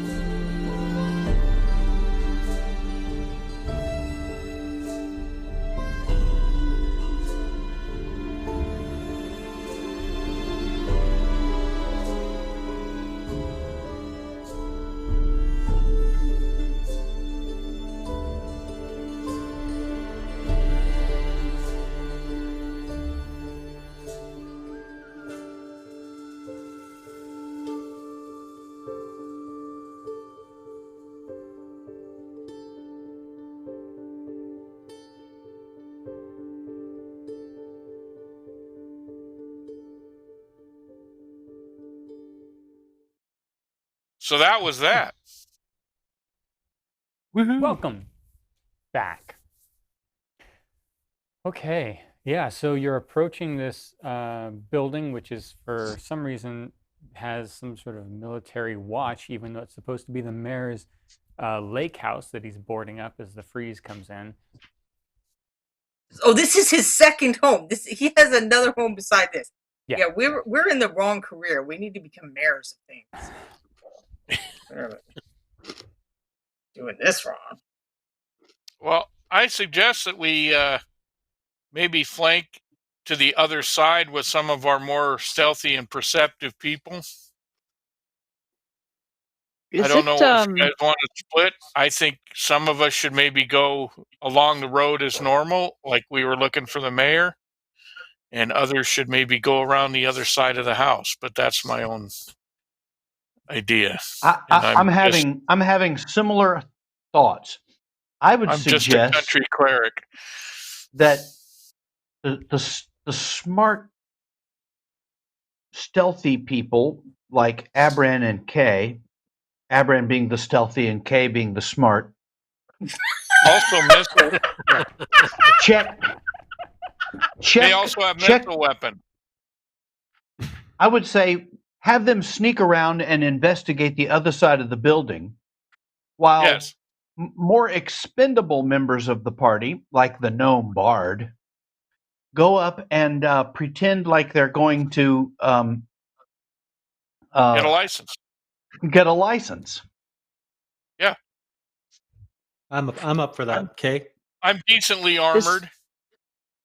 Is there enough cover to make it practical to get around to the other side of the house without being seen? Because it looks kind of open. So it is. We could be a little bit. We could be a little bit noisy. Spider cam here.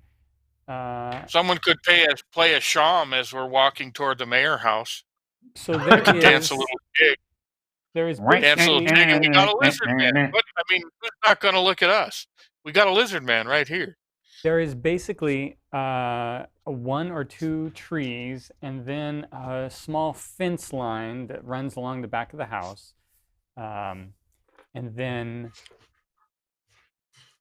So you are just you're coming in from this angle over here just to see. So there is like a tree or 2 in between that you could go behind, and then you could get in behind that fence line and probably stealth behind the fence. And then around the back of the house on the far side is where there is a ramp that leads up to a door. This side. If these guys turn out to be bad guys, our elven archers, well, our stealthy archers should be ready to pick off the people on the roof. That's what I'm thinking. Yeah, but if I go around the backside, I won't have a shot at the dwarf on the roof. Well, I'm not too worried about the dwarf on the roof. I'm more worried that we have that angle covered if we need it. Okay. Like I said, the bigwigs are inside. If you post guards on the outside, there's tougher people inside. All right, Kay, you want to go around? Sure. Okay, so Kay and Abran are going to go do some stealth. Now, before you broke off from the party, Lyndon said that it's the Windleton family. Aaron Windleton is the mayor, patriarch. And then Betty is his wife. They have a young daughter, the youngest, Sarah, and Marcus is their son, an older son. And the kids probably would have been here. And yeah, the whole family would have been here. How big is their house staff? Do they have a house staff? No, they don't. Where Betty has to clean that thing herself? You've never seen these people before that are populate around the house? No, he has not. Do you have any feeling about whether they're good or bad? You have an ominous feeling about this. Yes, he has an ominous feeling about it.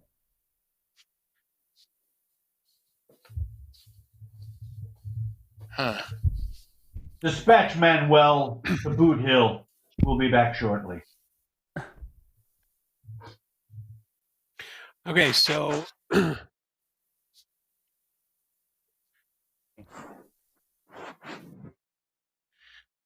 We don't really have missile weapons, so we're just going to be going forward, I think.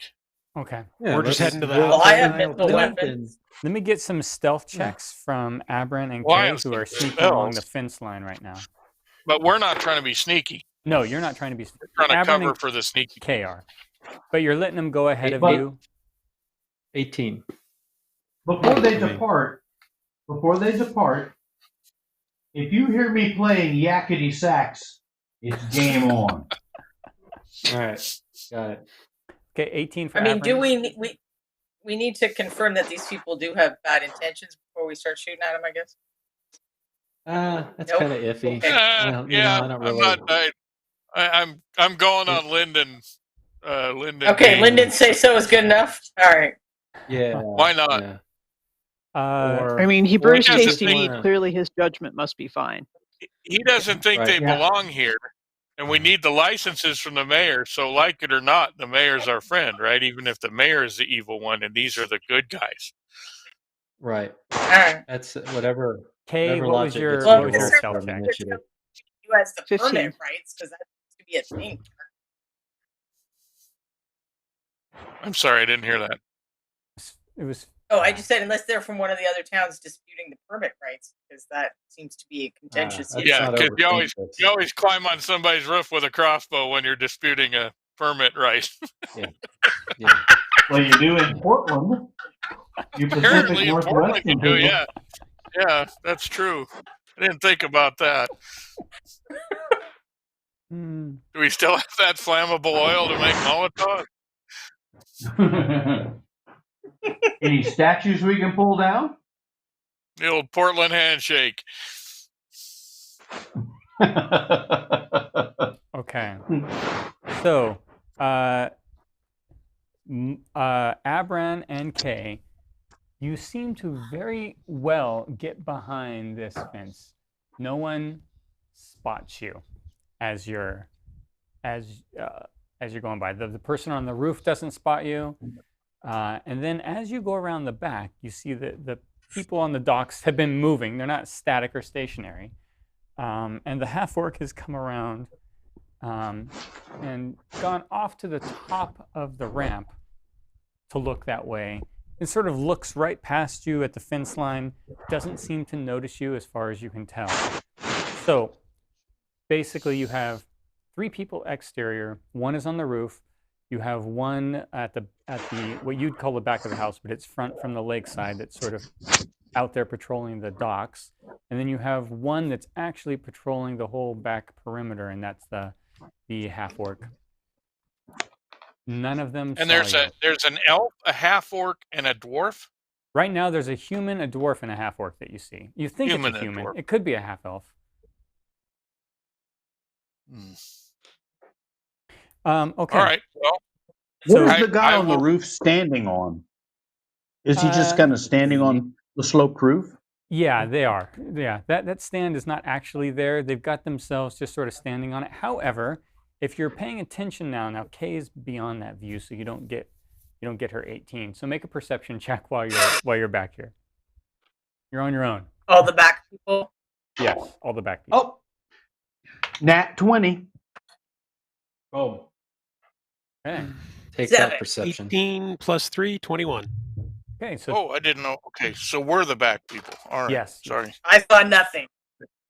I got a 14. Your turkey hat got in the way. Okay, the 20s and higher. Yep. See that she is tethered, it looks like. So the top of the roof has a rope that she's actually got around her waist down to, so she's just sort of hanging. She's not hanging. She's sitting fairly comfortably with her bow in her hand on the roof slope. But at first it seems unnatural until you realize there is a rope that's holding her onto the top. She's tethered on. So she's got like a safety line type thing. Yep, like a safety line. She's not just a Christmas ornament. Okay. So I guess she'll stay up there even if we shoot her. That would be. But if we shoot her dead, then she is a Christmas ornament. Yeah, well, maybe. Yeah. Well, She it is hangs 'tis around the that season. So now my understanding is that you did not want to be stealthy. You want to approach as though you're just going up to the mayor's house to get a permit. So we're just going to the mayor's house like a normal day. Okay. Although I do have my armor up and my shield ready. Right. So it's Corncob. Like you do. Who's second in this walking order? Lyndon's going to be back. I am behind Corncob, and I'm using him as cover. Okay. Okay. No problem. I guess I'll stand behind the lizard man then. Cover. Are you next, I go Gooseneck? front, sure. Yeah. Okay. And then Fathom behind Courage Gooseneck? runs deep. Okay. And then I'm squishy. Lyndon is kind of going to peel off at this tree and wait to see the outcome. So Lyndon's hiding behind the tree. Right? Well, then how are we going to know who the mayor is if he's not there to tell us? I guess we'll figure it out. He tells you the mayor is bald and usually a very stodgy person. Okay. And the permit fee is usually 10 gold pieces, right? Well, that's my fee and the permit. How much were you going to pay for the permit, jackass? Come on, tell us. It's not like this might be a critical. Hold his head under the water. Make a persuasion check there, Corncob. 18. 18. He says 2 gold. I was going to pay 2 gold for the permit. Thank you. That's all we need to know. Now, was that so hard? It is with your axe staring at me. I don't have an axe. I just got this big old shillelagh that my daddy bought from Ireland. It was his axe. Pointing at Gooseneck. Okay. Gooseneck and his greasy axe. All right. So as you nobody used any grease yet, I don't think. Not yet. There's no grease. The archer on the roof, you hear a very clear voice in common shout out, "Who comes here and why?" Is it the person on the roof, or can we see where the source is? It's the person on the roof. Is it the dwarf or the other one? The dwarf. We are simple travelers to this village, and we need a permit. Go ahead. Well, the mayor is enjoying time with his family today, so we don't around. stop. We keep walking. We're continuing to walk. Are you? Yep. Okay. So we're on a timeline. She fires a shot right in front of Corncob's feet, which does land. What? Which does hit in front of Corncob's feet. Says, "We are protecting the mayor. You're not welcome here. You're trespassing." You're protecting the mayor from a day off? Where from? Yeah. We're allowing his family some peace and quiet. How far away from what? What's the range? The range here, if like directly, right, straight, not across the land, is probably about 85 or 90 feet diagonally. Yeah. All right. From Corncob. We don't see anybody from the windows or anything, like some mayor. No. However, it is probably important to note that every window is boarded up on 2 floors, but there's one room that pops up on the 3rd floor. The windows are not boarded up on, and his K's not there. Who else is in the back here? Hold on. Aberon's also got the next highest. So yeah. Anyway, you'll note that that's not boarded up on the 3rd level, on the 3rd floor. Well, let's just keep our eye on those windows. I'm gonna yell in Dwarven to the person. What's really going on here, brother? It's a woman. Sister. It's a woman. Sister, brother, it's Dwarven. Who knows? They're both got beards, so it doesn't really matter. Make a persuasion check, Corncob. Sister. All right. 14 plus 15. 15. That's good. So you hear, so she shouts back down in Dwarven, so anybody who understands Dwarven can understand this. It's best you stay away, brother. We're taking back a little bit from those who have too much. They're darn communists. Kill them all. I don't need more reason It than might be that. Robin Hood. Yeah. Same thing. We're in Portland again. Corncob, maybe we should help them. Yeah. Do you need any help? Oh, ooh. We've no allegiance here. Well, we've got this under control. I think you coming along might complicate things. Oh, yeah. It's going to complicate things.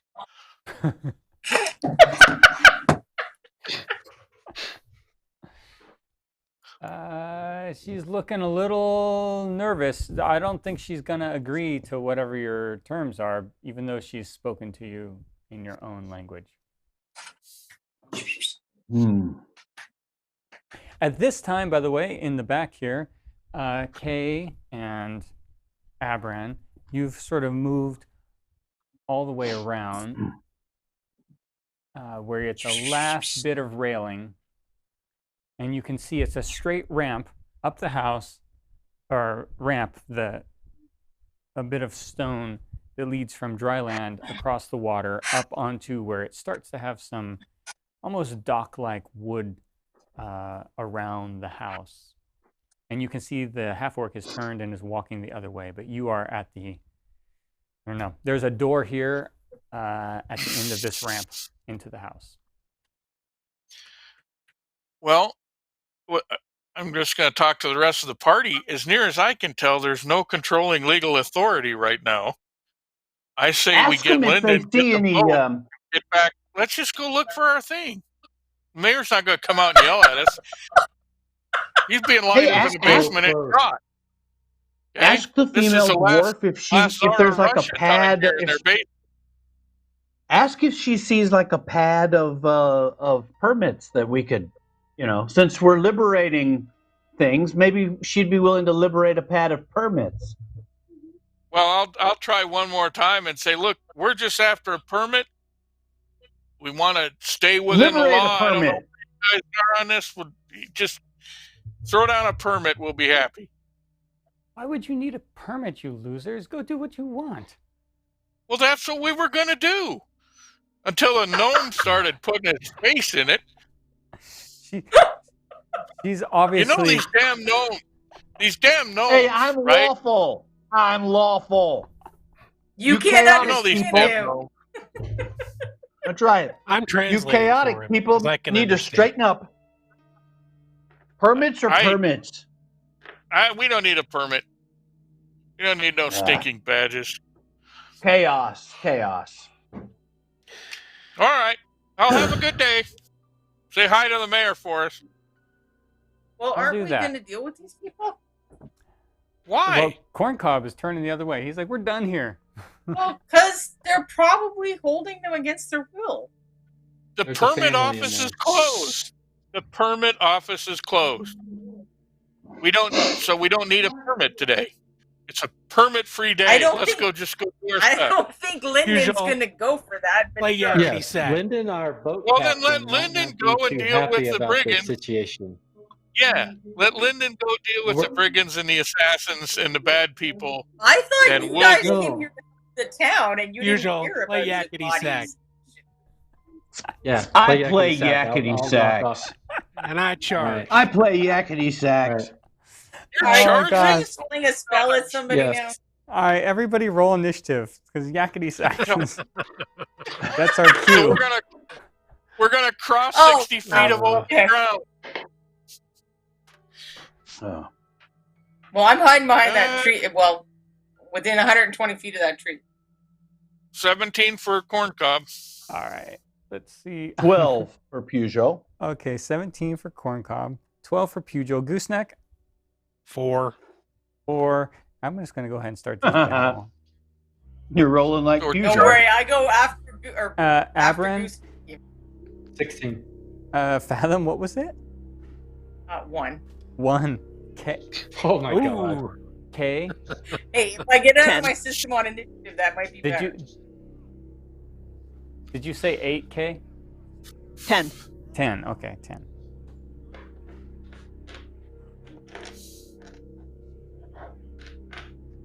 So we're charging into battle on the strength of a gnome playing yakety sax. That's great. So that sounds like our group. Yes. I will say this much: no one seems to have spot. You hear yakety sax come out, or at least Pugil's version of it. He changes his tune. And I'm gonna go ahead and I'm gonna use this. This is gonna be our I like this combat music. So without much Archers, delay, take out the cannon. The half orc turns around, runs down this ramp, doesn't come at you, just runs down to here, and as he does, he pulls a longbow. Uh-oh. And he gets this long but within range shot at Corncob with disadvantage. It's pretty sure. Let's see here, Corncob, what we got.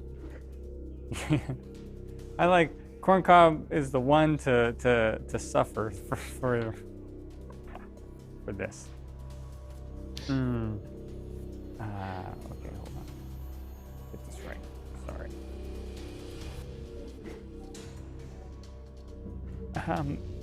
Corncob, an arrow just sort of flies over your shoulder, over Pugil's head, who you've turned around to argue with, as he whips out his sham to play this song. Into the background. And then an arrow from above, obviously on the roof, right, angles down. This one is also shooting at you. No, not shooting at you, Corncob. I don't know, there's a little bit of, maybe a little bit of, since you were friendly with her. So instead, she's shooting at the next largest target, which is Gooseneck. Well, that's gonna be her mistake. Probably, huh? So that is deflected with my giant axe. 11 to hit, which was bad. Yeah. I don't think that hit you. Nope. 14. Okay. Corncob, it is your turn. I am going to shoot my lower level guiding bolt at the person on the roof that's shooting us with her damn crossbow or whatever it is. Okay. And I got a total of 20. That hits, no problem. So I don't think I have a bonus yet, right? Second level higher damage increases by 1d6 for each level. Oh yeah, above first. It's up to where you cast it, yeah.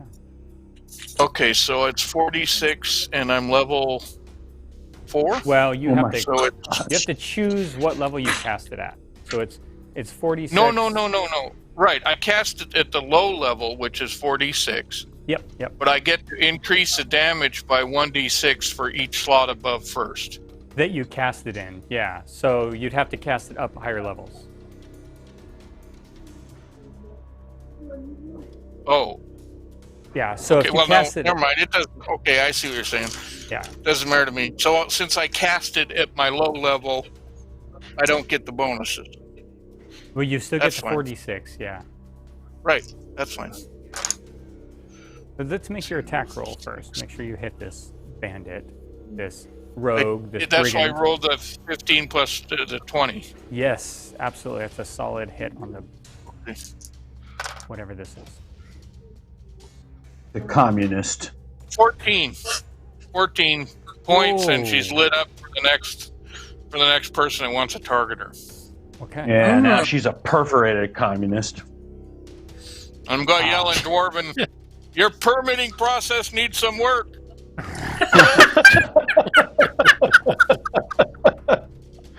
Oh my gosh. Okay. Now I feel like Dave Pugh. Not ordained. Not ordained. Very nice. All right. So yeah, she is lit up a little bit and glowing from that. And then Errant, it's your turn over there along the fence, hidden back there. Just see yourself in the lower left. So, Oops. in the other shot. Yeah. So the orc, of course, can't see Kay and I. Kay's initiative roll was lower than mine, but is there an attack that I can do that assists Kay's attack since she's a rogue? Is there a better way for me to attack this person that assists Kay? You have enough experience working with Kay that you know if you get up physically next to this creature in this half-orc and begin to distract them physically, Kay will be able to find just the right spot to do more damage. So if I get up and attack him with my sword, then you would help Kay out. Okay, I'm gonna do that. I'm gonna go up and I'm gonna stealth up. Do I get any bonuses or anything? I'm not a rogue or anything. No, you don't get any bonuses to this. It's going to be a little bit. Okay, any advantage or anything since I'm stealthing? Over the top. Yes, for this time you get advantage on this first attack as you approach him. Okay. Just the first one. So 13. So I got an 18 to hit with, if that hits, 10 points of damage. It does hit. Okay. All right. 10 points of damage. And he just... Oh, wait. Yeah, okay. You had advantage on the attack. It hits 10 points of damage. He, snaps around and sees you. He doesn't see Kay yet, but he sees you now. And it looks like... Well, you've surprised him. But it looks like he's gonna... He almost looks like he's gonna drop his bow and reach for his greatsword at his side. And now we have Pugh. I'm going to sprint for the fence line and try to get some cover. Okay. This fence line's about 50 feet from you. That would be a double move for you, I think. Yeah. But you can get in behind it. Yep. That's my plan. Okay. Now you have some I still cover. have a line of sight to the dwarf on the roof, right? You do, yes. And some cover from the fence. All right. Kay, that makes it your turn. All right. I'm going to shoot at this half-orc person. Okay, he doesn't know you're there. He doesn't see you, so you have advantage.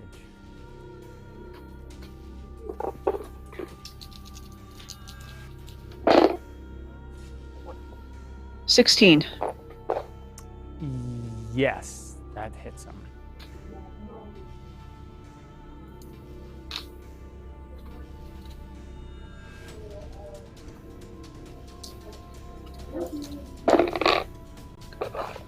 Uh, 10 points damage. Okay. And that includes any sneak attack, right? Just to be sure. Yes, it does. All right. And Gooseneck, it's your turn back here. How high is that fence line? How tall is it? How tall is it? The fence is it's actually about Pugil's height. Like, he doesn't have to duck to get behind it. So, maybe 4.5 feet. Okay.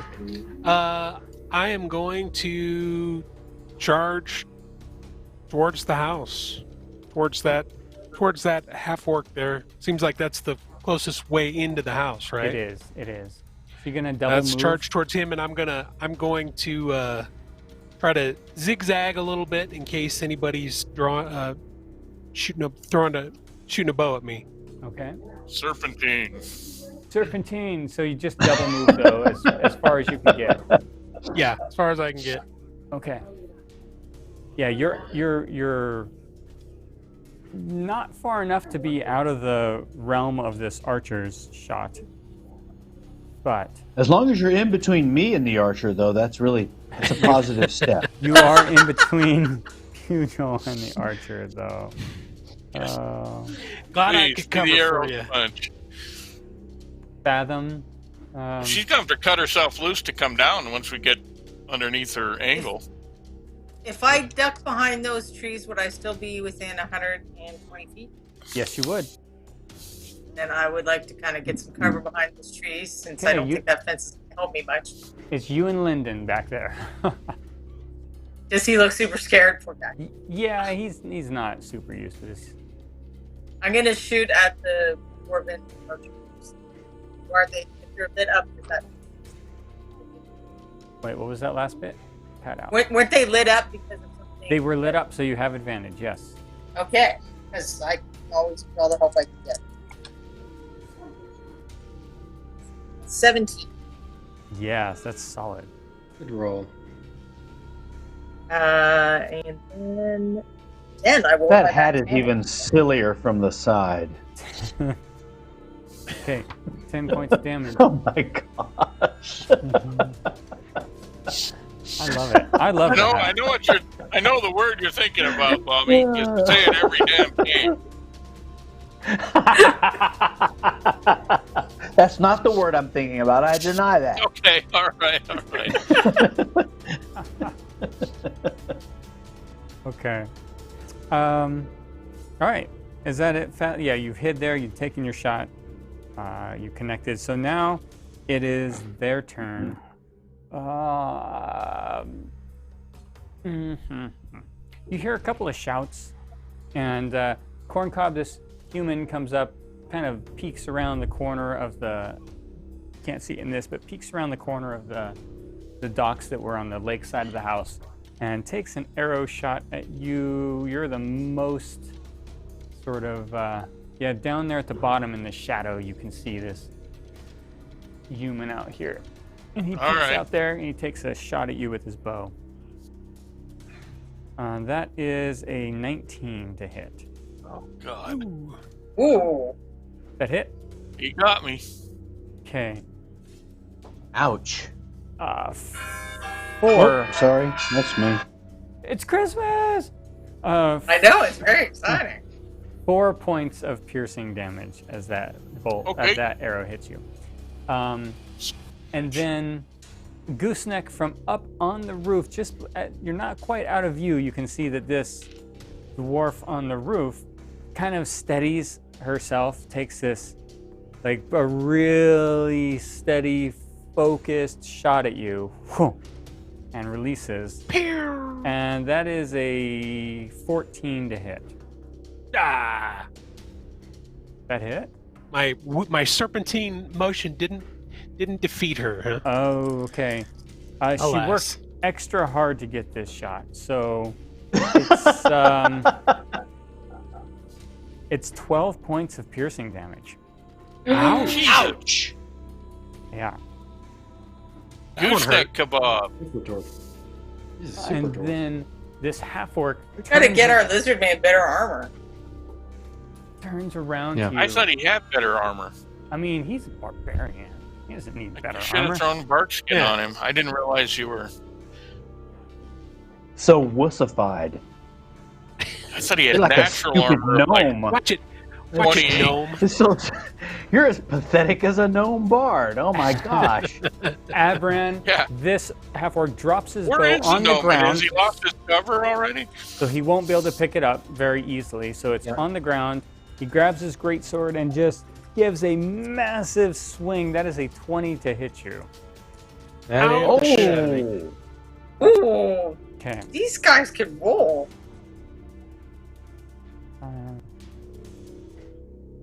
That's an 8 points of slashing damage. Okay. It slashes across you. Gosh. All right. All we wanted was a license. Well, you got to get a. It's a very difficult, rigorous permitting process. Corncob. Yep. You're feeling the write it triplicate on there. right now. I'm going to write it on their hides. So, I'm going to move toward the house. I'm trying to get under the angle of the archer, and I'm going to point at her and toll the dead. Oh, okay. So toll dead's an action. You have to roll wisdom. You're not going to be able to get totally out of the angle, but you I can know, toll the dead. but I'm gonna. Yeah, that was actually the main part, but I figured I better tell you I moved because I didn't tell you I moved last time. So. I failed that saving throw. All right, so that's it. If you're that's a D12. Yeah, it's damage.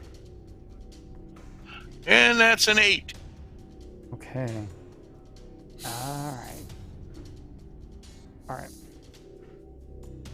Yep, she And it's takes necrotic damage. So now you're starting to rot, you wench. Yeah. Well, she hasn't passed out from this rot yet, and she looks aggressively at you. Tough little dwarf lady. Yeah, they all seem a little bit tough. Abran, it's your turn. Perhaps we have made. I'm gonna attack back with the sword since this character has taken damage already. I'm gonna be going with my Colossal Slayer. Yeah. I have a hold on. So a 17 to hit. 17. Okay. So that's hits. did that hit? Okay, cool. It's 11 plus 4, 15 points of damage. Okay. 15 points of damage. Ooh, that's good. All right. Not good enough to entirely take him out, but it's good. Come on, Kay. All right, Abram, you want to stay in that area, or are you gonna? I can back up if I can without getting attacked. You can back up. You know that this being here just makes it handy for Kay. Oh, okay. I'll stay there if it helps Kay. Okay. And then it is Hugh Joel's turn. Am I within 60 feet of the roof? Ooh, yeah, sure. Of the roof, yes. Okay, so then I will wiggle my little Billy Barty fingers and cast Unseen Servant and send my Unseen Servant up there to untie that rope. Oh, good idea. Okay. Nice. So, yeah, you cast Unseen Servant. Falling damage coming her way. And he kind of unseen, as he's unseen, goes up and he's going to spend this turn untying the rope. Why don't you make a sleight of hand check for the Unseen Servant using your stats?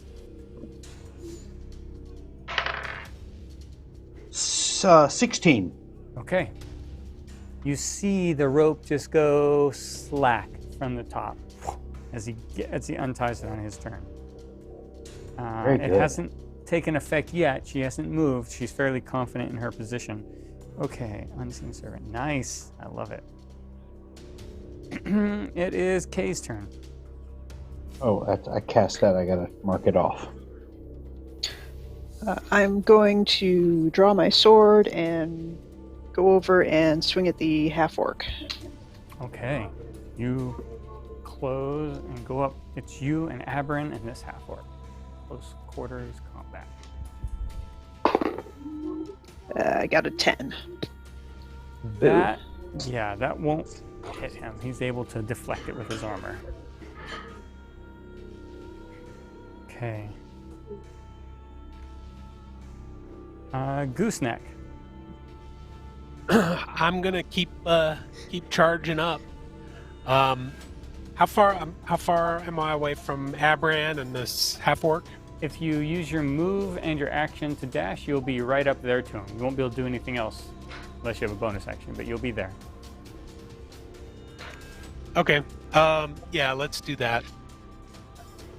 Okay. With my giant axe ready to cleave this guy in half. Yeah, there's 3 of you around him now. That is serious. Okay.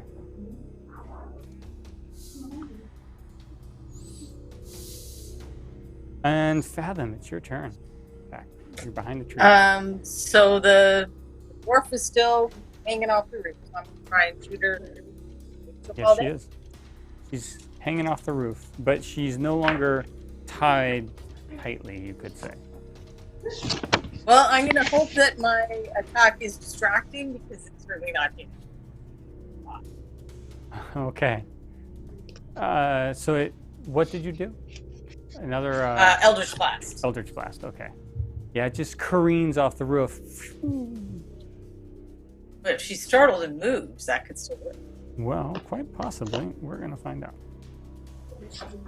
She seems pretty steadfast up there. Not startled, just kind of just concentrating, focusing. She wants these shots. She's focusing on whatever she can do to get the shots and nothing else. It's their turn, and in fact, she sees Corncob's about to run out underneath, and she takes a breath in like she's gonna focus, and she leans forward because she knows she's tied off. She just leans against there to get that shot, and she keeps going forward. And oh, she fails her dexterity saving throw. Falls forward off the roof. Into the water. Icy cold water. It is icy cold. She's going to take a little damage because she's falling from a good 30, 50 feet in the air. Is she heavily armored?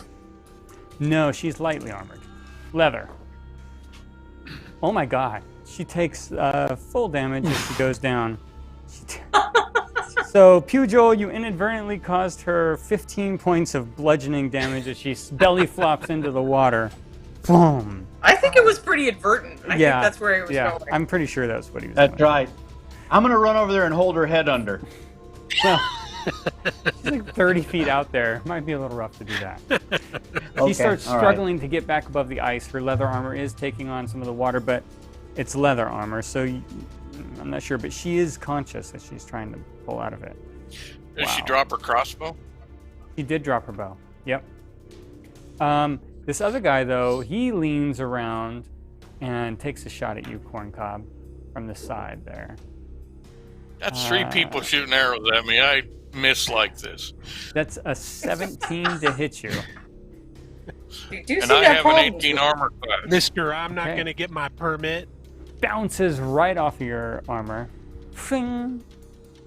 This great sword-wielding half-orc swings at Abram for a 15. Does that hit you, Abram? It does not. I have a 16 armor. Okay.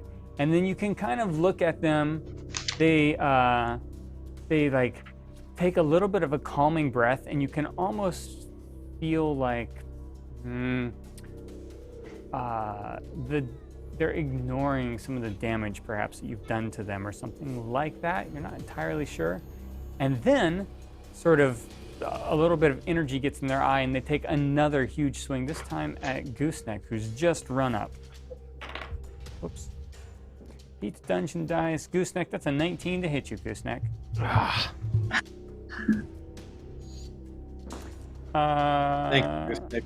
10 points of slashing damage as this great sword just around at you. All right, now I'm pissed.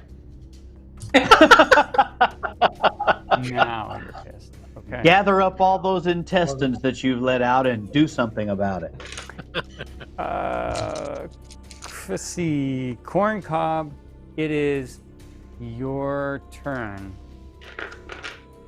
I am going to cast Shield of Faith because I think I'm within 60 feet of the lizard man. If you move your 30 first, you'll be within 60 Okay, feet. I'll move my 30. I'll cast Shield of Faith on the lizard man, and as long as I don't cast another spell, if I'm understanding this correctly, I can maintain his Shield of Faith. Yeah, as long as you don't cast another concentration spell. But all other spells you can cast. Yep. Right. Okay. Thanks, Corncob. So what does that do? That gives you a +2 bonus to your AC. Ah, sweet. Yep. For 10 minutes or until I break it. So 10 minutes we'll have this house cleared up, I think. We'll be dead, so it won't matter. One way or the other. Abren. I'm attacking him again. All right. With a 20. Oh, that strikes him. 24 to hit with, and I of course did the Colossus Slayer, so that's 11 plus 5 is 16 points of damage. Okay. Still standing and just like shakes his head. Tries to shake it off. Yeah, welcome to the big leagues, Pugh. Who played the Sham? Damn it. What's that? What did you I say? think the lawful good and the sham don't mix well together. That's going to commit us to battle every time we want to do something nefarious. Oh, I'm not good. I'm lawful neutral. Oh, okay. Sham of law. You're still one of those permit followers. Sham of hiding behind Well, the fence. Yes. Ain't nothing I illegal guess- about hiding. Speak with animals doesn't work on communists, so I'm just going to shoot her with my crossbow. While she's in the water, she's trying to swim, Yes. man. You're just gonna shoot her? All right, all right. Oh, Sink! screw her. Sink! 12 plus... What is my bonus for shooting? Plus 3, 15. 15. You hit her. What is happening? I know. There's like a bunker. Not here. Oh, hello! 9 points. 9 points. Okay. You. Are you doing that, Proctor? It looks like he's doing Is it. your washer going off or something? Michael's doing it. Uh, All right, that's enough. She is swimming. You as she starts swimming for the shore, you hit her with the arrow, and she stops swimming and just sort of starts to sink under the water. Oh, good. She's I hope chum. she have all the good stuff on her. No, too late. Yeah. Well, I Who mean, cares? she's 25 feet out there. You can. She's We were gonna chum. grease I up can our swim lizard out man for anyway. Yeah, if Why? the lizard man doesn't croak, he can go get it. Let her sink. Kay, That's right. it's your turn. We don't need what I'm she's going got. Yes, Okay. all communists. Let's kill the Straight other at two communists and half-orc again. get a permit. Attack the half orc. Yep. And I'm gonna miss again. Okay. Jesus. All right. Commies and bureaucrats. Who knew we were going to be fighting this kind of battle tonight? We just got to go back 50 years. Gooseneck. Kill it, Gooseneck. I am going to go into a rage Yeah. and zap the half orc, which is you need a Dex DC 12. My dexterity save is 16. Okay, so half damage on a success. You get to take a point of lightning damage. Oh, And now I'm going to cleave him in half with my giant great axe. okay. All right. The magic great axe. Oh, the magic Try great for axe. exactly in half this time. That'd be I'm cool. going to exactly in half. Here we Two go. even pieces. I Called got a shot. 9. A 9 points of damage? Is that A what you got? 9. Okay. No, I got a 9. Oh, a 9 to hit. hit. Yeah, that didn't hit. He got a 9 whiff, to is hit. what he got. Whiff. Oh man. That's it. Miss. Just Come you spin on. yourself around a little bit, facing the other way. It's a fungo axe. Oh, disappointing. I'm disoriented from the last shot I took. Still trying to gather up my guts.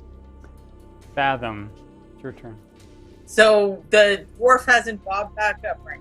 The dwarf has not bobbed back up. No. I don't see anything happening at that window. Well, go ahead and make a perception check.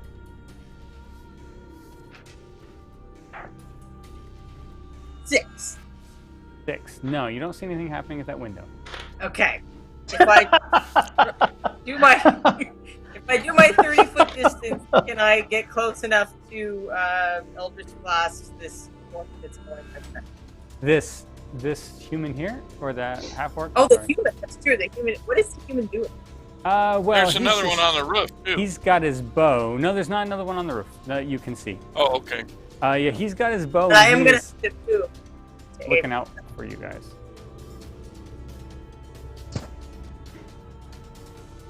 So But if what you- about the orcs? They're all fighting. Yeah, so you could duck out and get within 120 feet of the orc. They're all fighting, but you would be in clear view of this human that's targeting your basic area. Yeah, I don't love that. I'm gonna double move to stand behind the fence. Okay. Rotate. All right, you are behind the fence a little bit This further way! than Pugil. Follow the sound of my shawm!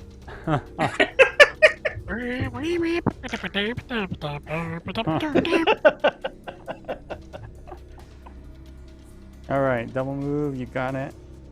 Top of the round, this upset human tries to take a shot at you very poorly, hits the fence, sort of, an arrow does stick in the fence in front of Pugil. And then you can hear him shout, make a perception check for Corncob, Fathom, and Pugil. Oh, natural 1. Ugh. I guess I was rattled 4. by that communist arrow sticking out of the fence in front of me.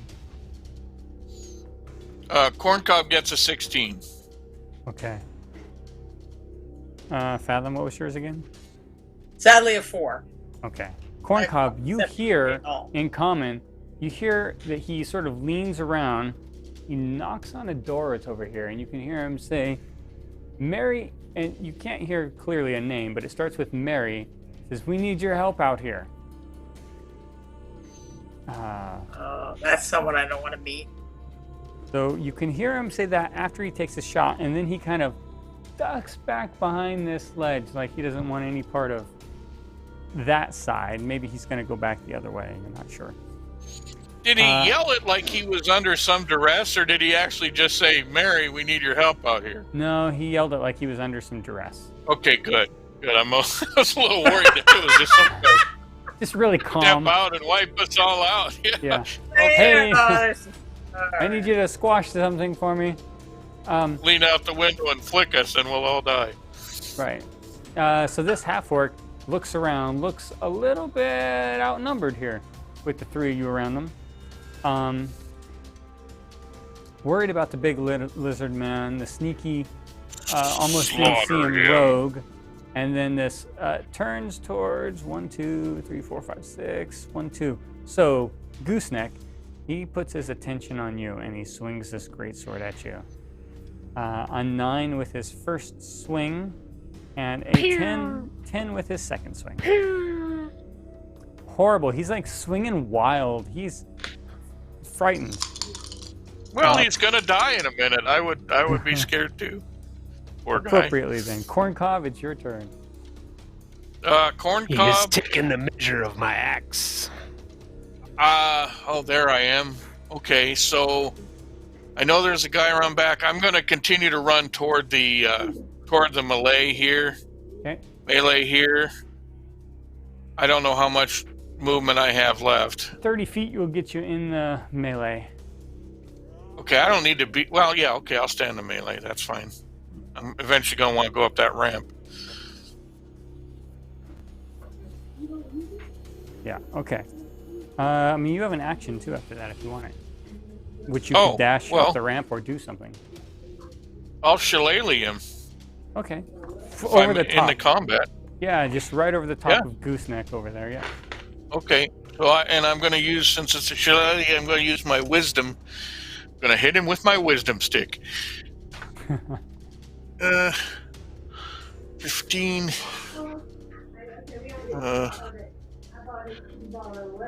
So do I have my pluses when I'm doing the wisdom? You should have a plus to hit. Your proficiency. Okay, so it's 18. Oh yes, you hit. 18. Okay, and so that's a D8 plus 3. So that's a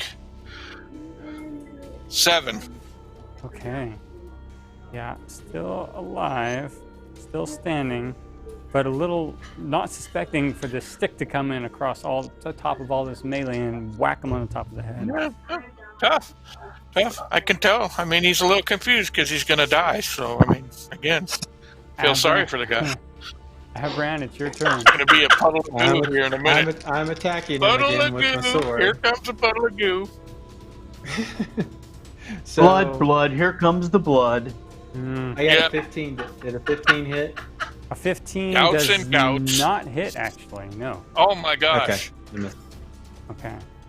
Yeah, he just Come sort on, pick up the pace. parries it off with his greatsword. We have to kill him because Mary's on her way. Mary's on her way. And that's the trouble. Pugh.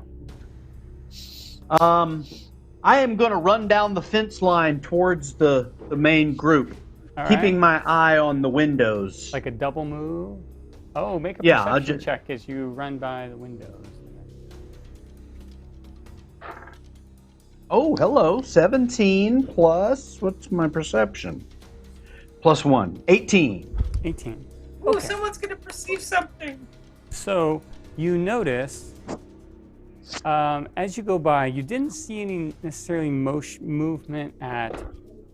I'm going to change this up, Justin. I'm going to mess with camera 1. So you didn't see anything strange at the first window when you came through. However,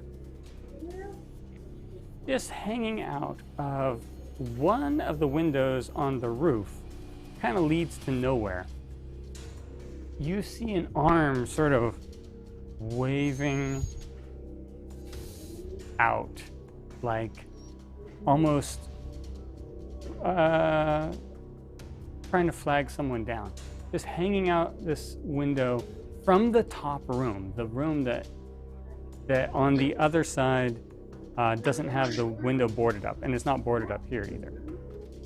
Now, can I tell which direction they're trying to signal? Behind us, or they know you're down there. They're signaling towards you all, the new people in. This doesn't look like a member of the brigands, if we want to call it. I see. So they're trying to get our attention. Yeah. Gotcha. And that's really all you're able to do this round as you get up there along the fence line. Okay. And there is no way to get up on that roof. I mean, other than through the house. Climb the walls or through the house, yeah. Yeah, okay. Unless we use magic or something. Yeah, magic, capabilities of climbing, or go through the house somehow. Okay. Okay, it's You've your got turn. that fine carpet you bought in the last city. Oh wait, Yeah. that was a different campaign. I am swinging again. Okay. And I got a 1. Oh no. Wow. This is not the greatest advertisement for these dice, but that's okay. It's okay. A 1 it is. I've been rolling good tonight. Yeah, so have I. I think there's some You guys stole it off the rest of us. Best DM's dice ever. I couldn't roll higher than a 5 a month ago, but tonight I'm doing pretty good. No. So the swing is a little bit wild as you swing it, Kay. Gooseneck, you're in the fray here. The fracas. All right, well, I'm gonna zap him again with DC Dex 12. Okay. My aura. And my save is a 17. All right. Well, you take another point of damage. All right, I will do that. I'll take that point. Maybe someday I'll amount to something You're more. shocking Anyway, here we go. Yeah, I'm just zapping him. And now I'm going to whack him with my great axe. Here we go. Bam! All right. Natural 20, 25. Oh, yeah, there you go. Double your great axe So- damage. Okay, so there is, Well, let's double see, the dice. 6 and 9, 15, 16, 17, 18, 19, 20, 21 points of damage. Splat. Whoa. Yeah. So, I mean, this is the end for this orc. You can do it however you want. Describe the way you. I'm cleaving him in half. Okay. Yeah. The orc, the top half have in nicer twain, falls between them. Poor guy. Told you. I told you. Wow. Okay. I'm like, ugh. Ew. On your Wiping boots. all that shit off me. Thanks, Gooseneck, I guess. Mary's coming. Dude, you're Mary's coming. searching that one. Fathom. Can we block the door or something? Well, actually, so Gooseneck, you do have a little bit of movement if you want to use it, but yeah. Yeah, let's head up the ramp. Okay, you head up the ramp. Remember, everybody, someone named Mary's coming. To help I'm out. going into Your move is Pretty 30, good. right? 5, 10, 15, 20, Yes. 25. 30 will get you right to the door if you want to be right in front of Okay. it. Sure. Okay. Okay. All right. Fathom, it's your turn. From where I am, can I see the human that was lurking around the outside? Along the back? No, you can't. If I ducked out and shot, could I get back to the fence probably? If you duck down and shot what? If I duck out from behind the fence, would I be able to see him and then get back? No, you saw that they purposefully sort of moved behind, so to be out of any Well, then I will range. join the group here or whatever. Okay. Join the I'll group. join the group and I'll hide behind the fence kind of way. Okay. Double move will get you to the rest of the group, basically. I'll let Okay. Anne move your mini. Okay. Oh, this is interesting. So, Gooseneck, right in front of you, the door opens. It swings inward, and you see a woman standing on the other side. She looks mildly surprised to see you there, and like she probably had plans that didn't involve you being right at the door. So after just a brief moment of hesitation, you need to roll a wisdom save. Wisdom save. Okay. Wisdom save. Let's see. Now, I do gain advantage on strength checks and saving throws while I'm in a rage. So do I get to roll? This 2? would be Or is that more? strength checks and saving throws. I don't know if it's against charm. Is it against magic? What is it against? It just says you gain advantage on strength checks and saving throws, not attacks. Okay, When yeah, I'm in that's a rage. strength-based saving Strength. throws and checks. Okay. Okay. Yeah, and not this. So this All is right. wisdom. Wisdom. Here we go. 8 plus 1, 9. 9. Okay. So you see this confused woman for just a moment, and then she looks at you pleadingly almost and says, "Quickly, protect us." And you have every bit of faith and confidence that this is a good person and this is who you're here to protect and save. No doubt in your mind, 100%. Dead Okay. gummit. Communists guys. just seized the means of production. Take down the lizard man. Yeah. And let's see. So you hear a door close, and she says, "Quick, in here." But, I know you can't move this round. So a door, something happens in the back. You Luna. Okay, so I don't have Luna. I haven't seen Luna. no, I'm checking. he's our bathroom birdie. Corncob, it is your turn. It's safe down there. Gooseneck is. You saw a door open, and then like maybe a hand come out or something from the door, but then it stepped back away from the doorway, and Gooseneck is staring into it. But it's your turn, Corncob.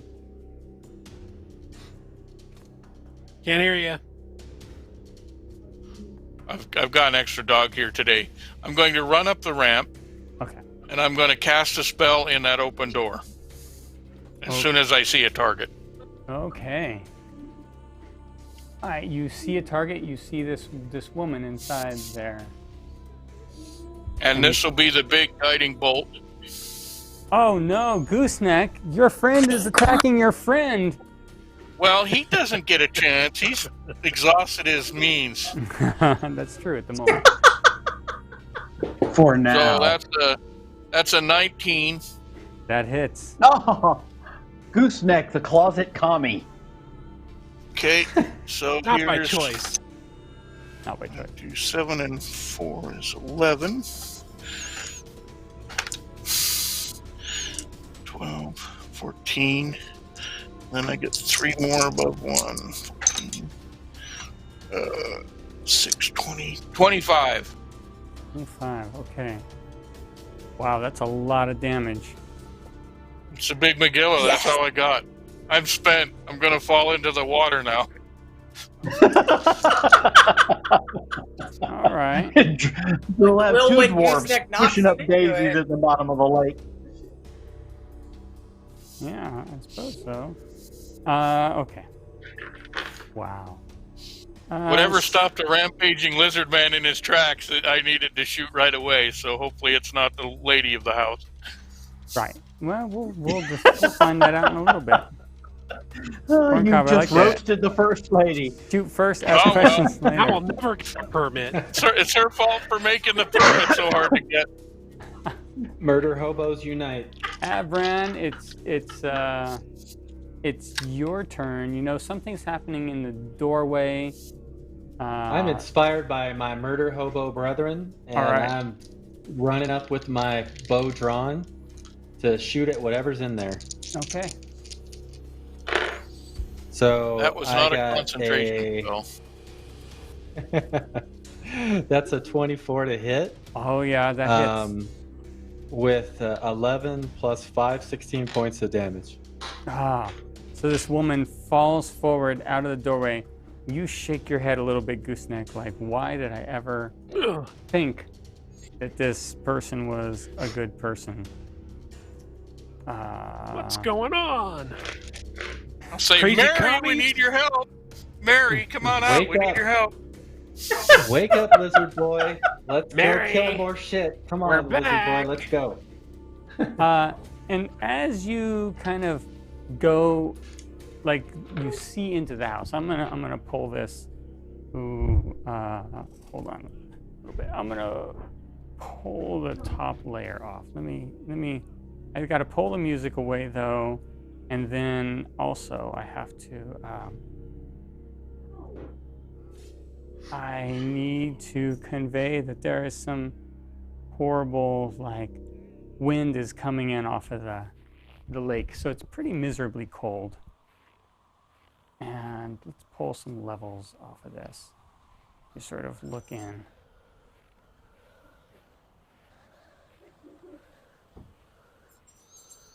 You get in, there is a woman that has fallen forward that's tried to cast some magic on you. And then inside, you see two definitely dressed in leather armor, brigand-like people. And they have at their feet, tied up, a woman and a man and a younger gentleman. And they look at all of you coming in, and they just lay down their weapons and go, "Whoa, we give up." The fight is sort of been with those. I mean, from their point of view, right? The door cracked open. She stepped in, had control, and all of a sudden was pummeled with glowing lights and weapons. Falls flat on her face, dead. I'm gonna knock her on the head again just to make sure and emphasize that maybe they better stand down. So if I got a pulp, Look, yeah. Where's the fucking permit? All we want is a signature on this permit, and you can do whatever you want. Here's your 2 gold pieces. Can we get our damn permit now? I believe we've paid the proper fee. So yeah, they've raised their hand. They say we. Well, what about the guy out back, though? Yeah, we still got one guy out back. He came in. You recognize him as one of the people in here. Oh, he's one of the two. Yep. He came in. He from shot at us. Obviously, they were all The under her surrender. spell. They are Yeah, he shot at. surrendering.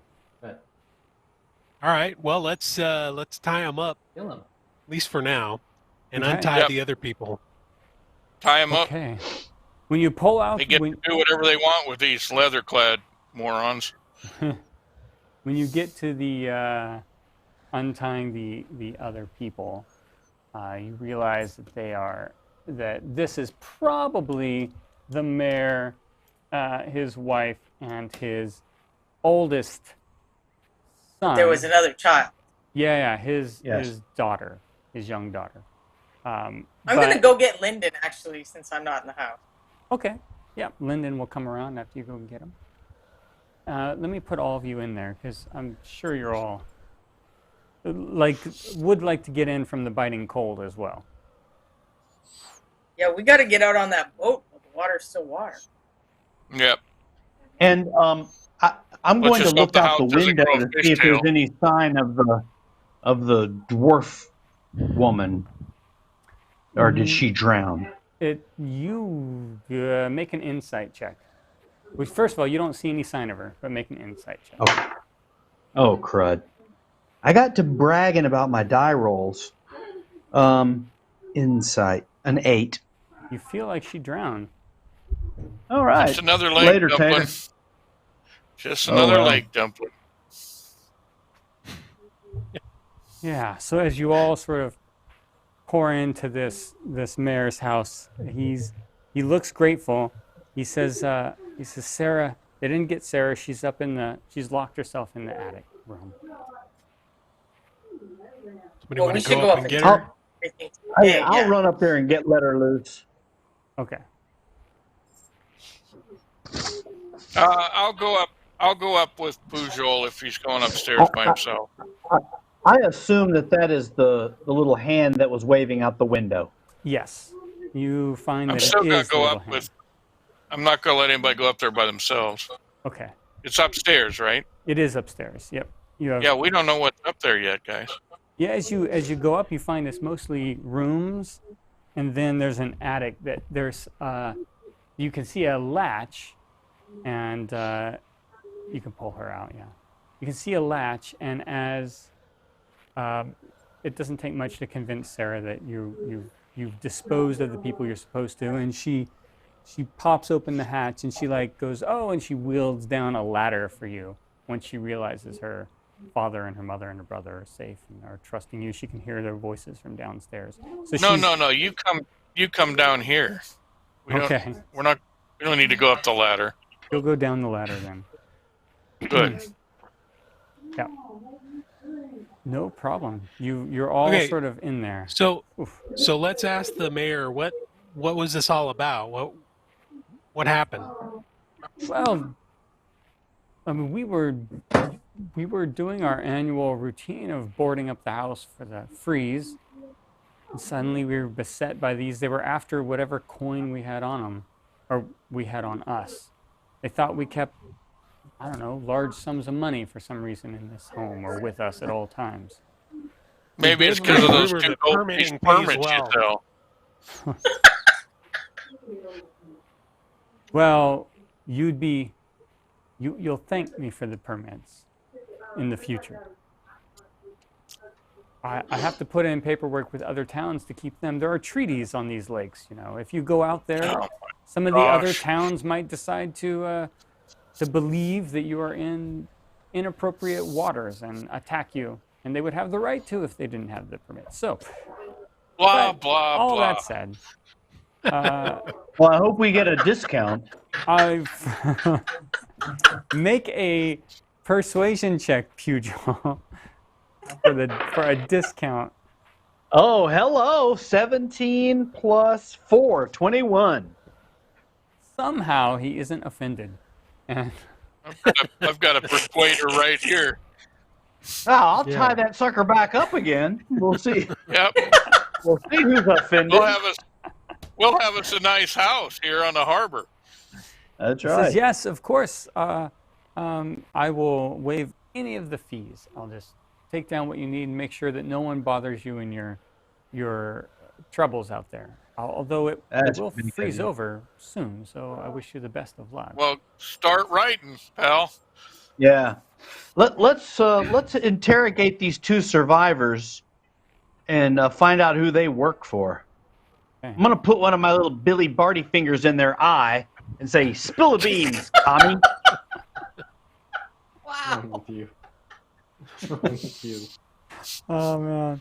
So you So make wrong an with intimidation check, Pugh. Let's see how intimidating you are. Yeah, all right. Yeah. Oh, never mind. Dang Okay. it. 2 plus 4, 6. You Just discover So have I the lizard men squeak at walk him and over he with the giggles. axe. Just They have the lizard are- men walk over with the axe and try it again. I'll bet you it'll work without a roll. Yeah. Okay, I'll go elsewhere and play my shawm. That was embarrassing. you believe they're working for themselves. This is just a group that decided to get together and decide to take a little money on their own. Who's But where Well, are they we're- from?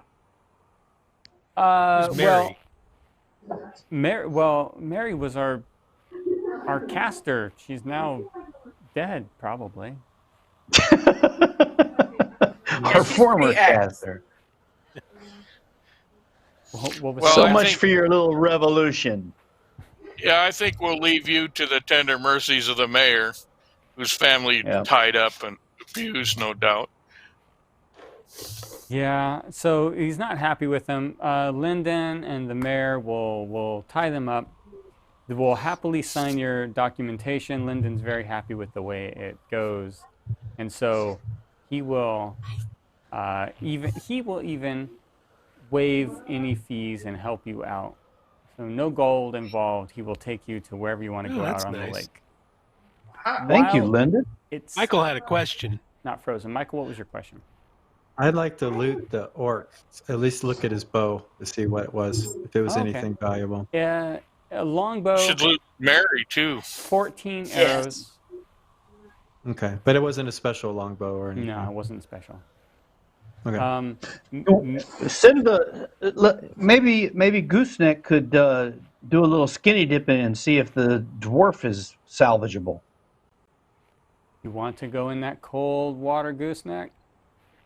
You're cold-blooded. Might be a There you good go. trial that for run. nothing. Sure. Better We'll get try used it. to that cold We'll water. try it. Yeah, Grease you up. might just get a little Okay. drowsy. Yeah, so you dive in and it is cold. It is below freezing. It's below the temperature where this stuff should be solid as far as you're concerned. Make a constitution saving throw against the cold damage as you enter the water. All right. Let's see. I have a +4. 18 plus 4, 22. Okay, so you don't take any cold damage. You're able to kind of shake it I put off. my You grease go down on. there. Make an investigation check to find the goose grease, to find this dwarf and sort of scavenge as quickly as you can her. All right. 6. Okay. You Ah, it takes you an extremely long amount of time to find her, and you're able to get like a pouch off of her belt. All right. I'll bring the pouch back. Okay. So Here you go, Pugh. well done. Very nice. What's Mary Heroic got? effort. Mary has got. So here's what's interesting. Should be interesting to all of you, perhaps some more than others. You find that she's got only 2 copper on her, but she's got a diamond worth about 300 gold in dust. Diamond dust worth about 300 gold. Diamond dust worth 300 gold. Well, that seems like a magic component to me. Yeah, that. So does. I'll summon our what passes for our mage over and see what she says. Our low rolling mage. Oh my god. All right, let me check out this diamond dust and see what I know about that. Okay. Arcana, perhaps? Yeah, Arcana check. 19. Woohoo! Low rolling. Yeah, you All right. Doing stuff. You instantly realize that this is probably clerical in nature. This is Corncob's called you over, and this is his realm. I should have known. Sorry. This is your area. All right, so what do I know about it? That is What embarrassing. kind of clerical person's out here shaking people down? So you realize, so Fathom, you realize this was necromancy, and it was clerical based. Corncob, you realize this is about the amount of spell components you need, that if one of your party died, you can bring them back as long as you do it quickly back to life. Do you want me to hang on to this, people? This might be. Just We'd don't like to die. be brought back quickly. Or would you rather have Pugh hold on to it because he's usually hiding behind everybody? Or does it? Well, it sounds like we need to have it. You would have to know Does the it need spell. to be a cleric to cast it? Yeah. Okay, You know then any I'll raise the hang dead on to it if spells? that's all right with everybody. Yeah, I'll hold on to it. It'll run away. You know that you've been studying up for these spells, and in fact, you may actually. I'm not going to hide anything from you. I know exactly how much experience you have and you're getting. You're all going to go up a level before next time, before our next session. So if you wanted to learn the Revivify spell, Corncob, that would be what you'd use this on. Sounds like a good idea with this group. Wow, I think that was a diss. Wow. Yeah, I think it's absolutely correct. I've died as much as anybody. No. Yeah. No, I think I've got that record. No, I think. Well, and I'm runner-up. Competition. You're not Yeah, sure. but Gooseneck actually sticks his gooseneck out to get goosenecked. Yeah, I get. Or Pugel's behind the goat, I or run the into the fence, frame. or the house. I get my neck It's out there pretty embarrassing. good. I don't get it. I don't get any credit. I single-handedly infiltrated the orc camp, for Pete's sake. You did. Alone. You did. It's true. more. Now yeah, that's and intrepidity. It is. Yes. So, okay, Mr. Intrepidity, what's in that little thing I had to go freeze my butt off for in the lake? That In the pouch. in the pouch? Yeah. What's in the pouch? Let's look in the pouch. You find some gems worth a total of about 150 gold. All right. Well, I think we ought to take whatever these tied up guys have then too. They need to surrender that to us. Yeah. I agree. Go through their pockets. The total that you get from the two remaining tied up people is another 150 gold. Wow. Score. Good. And the mayor agrees to waive all the fees for everything. He thanks you very much for helping him and his family out, and says, you're welcome back in the South Lake anytime you'd like. Well, thank you. Thank you. You got any room upstairs we could rest in if we need to? Of course, of course. We just board up this house from the cold, but it's still usably quite workable. The door swells and freezes, and you'll have a hard time getting out after the. Where do you go? Where do you go during the winter? To our main house in town. This is just. Oh, so we can use your house for a little while. Is that okay?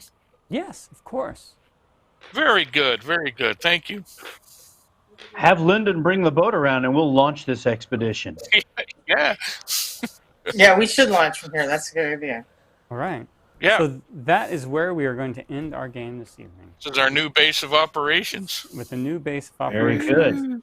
Now, what kind of justice is going to be done to these two captives? Are they just going to tip them into the lake, or will there be a trial? You get the idea that there will be a trial. There's no Probably lots of paperwork. Capital punishment probably involves the other towns a little bit. Lawyer fees, whole thing. Yeah. So that is it for our game tonight. Thank you. We got that was great. That was fun to that point. Fantastic.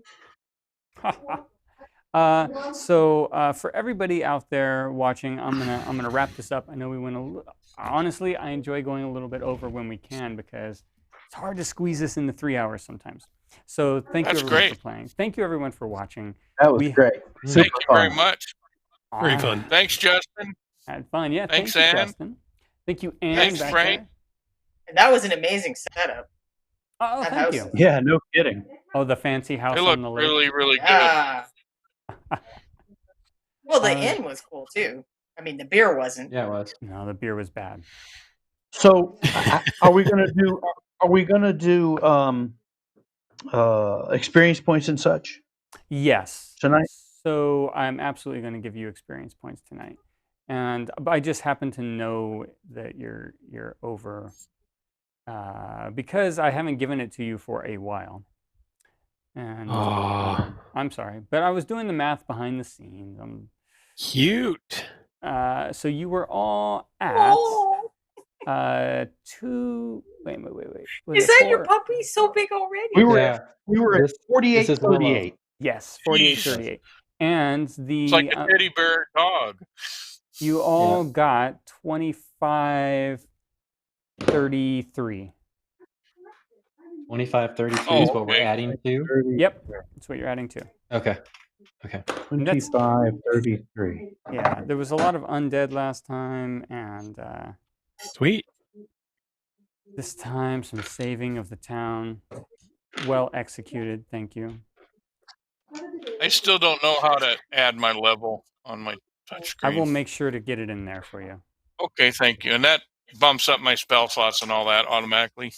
Yeah, I will. So we should be 73-71. I think so. That sounds right. Yep. And level 5, rock and roll. 5, yes. Which means for casters you'll have access to 3rd level spells. For melee, you'll get your extra special things like extra attack for gooseneck and such like that. Wait, we have what, 73-71? Is that right? Let's see here. 73-71 is what I got. Okay. That is also what I have. Okay, then that's it. Perfect. 73-71. Sweet. Now we have choices, I'm guessing. You're going to have some choices.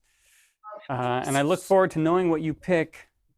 You don't have to do it now. Don't feel the pressure. You can do it in between the break or anything like that. So we'll be back in 2 weeks, I believe. There's no reason why we can't be. To go after this this thing that whatever it is in the lake. For. Yeah, whatever's in the lake. I'm excited. Yeah, I don't have concerns about that at all. No concerns. My name is Frank. I've been the DM this evening. You can find me at Nightheart Gaming on Twitch or any of the other places. I want to thank Sirenscape for being the background ambient music for this evening. Thank you, Reaper Miniatures, for allowing me to come on your channel and DM. And thank you, players, for allowing me to do the same. Oh, there's a question in chat as to what level the dead mage Mary was. What level the dead... Wait. What was that question? She's what level was the dead mage? Oh, that's true. It was a cleric. Cleric, yeah. Higher level, well, 5th level. If you want. Wow. But that's not a lot of hit points sometimes for punch a cleric, it up. So I mean, you just walked in there and stomped them in one round. We blitzkrieged her. Used to. I got to be honest. If you hadn't run up and gooseneck like that, she would have popped out the doors, did something horrific to you that were all in a nice big bundle down there. Oh yeah, we'd all clumped together. And then pop back in. But you absolutely changed the entire outcome by coming to the door like that. Well, so good job. If it wasn't for Corncob and Abran, I think I would have been toast.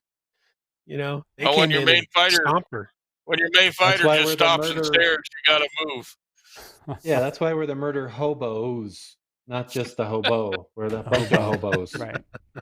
I'm gonna let all the see. I've given out thanks. Yeah. Let all the players say good evening and tell you where you might find them, or if they have anything going on they want to plug. And I'll start up with Bobby. Bobby. That was super fun. I've got really nothing to plug other than I can't wait to do it again. Dean. Yeah, thanks everybody. Had a great time. Thanks to the viewers for bearing with us, and looking forward to the next adventure. I can't wait. So much fun. Jason. It was a blast. What I have to say is close your pledge, manager. And also for Thanksgiving, look to your left, look to your right, give thanks all over in your life.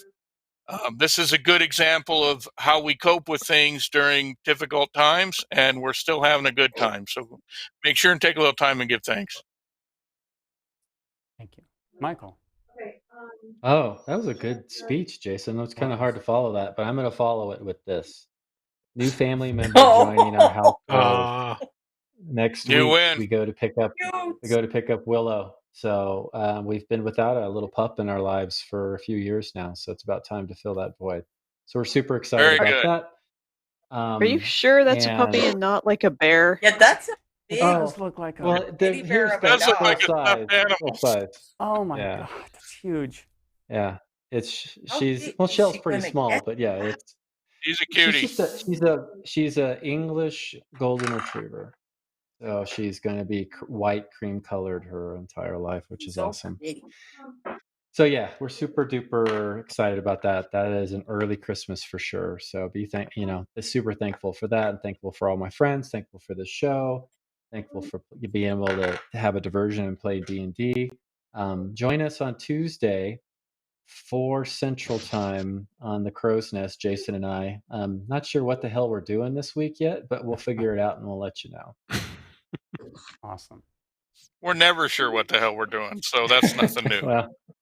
Hashtag not professionals, and we'll start roughly on time. Rhonda.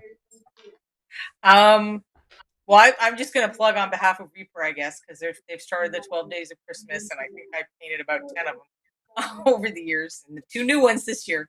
So I just posted a bunch of pictures on Facebook and shared those to the Reaper group, and I'll post some tips on my blog for painting red, probably, I think, in the next day or two.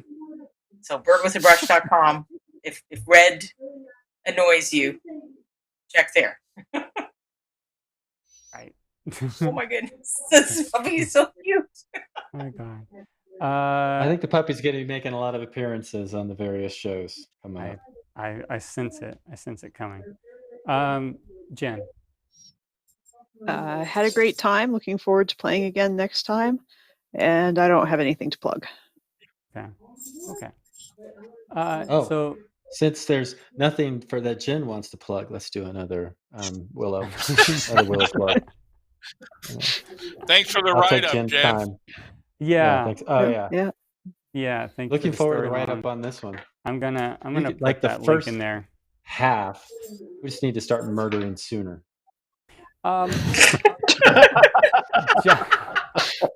I got it. These games have to be balanced. It can't be 100% murder, Michael. All right, whatever. So, Justin, do we have someone we're going to raid this evening and take on some of this? Yes, we're going to be raiding Zeltaris. Okay, we are going to raid Zeltaris. I don't know. Can they hear you, Justin? I don't need to repeat if they can. I believe they can. Okay. So, go Zeltaris. Thank you, everyone, for joining us again. And we're going to raid off the Zeltaris. I look forward to seeing you all in 2 weeks, along with all the other shows along the way that we've mentioned. So thank you and good night, everyone out there. Take care. Bye-bye. Bye. Bye. Bye-bye. Bye-bye. Bye-bye.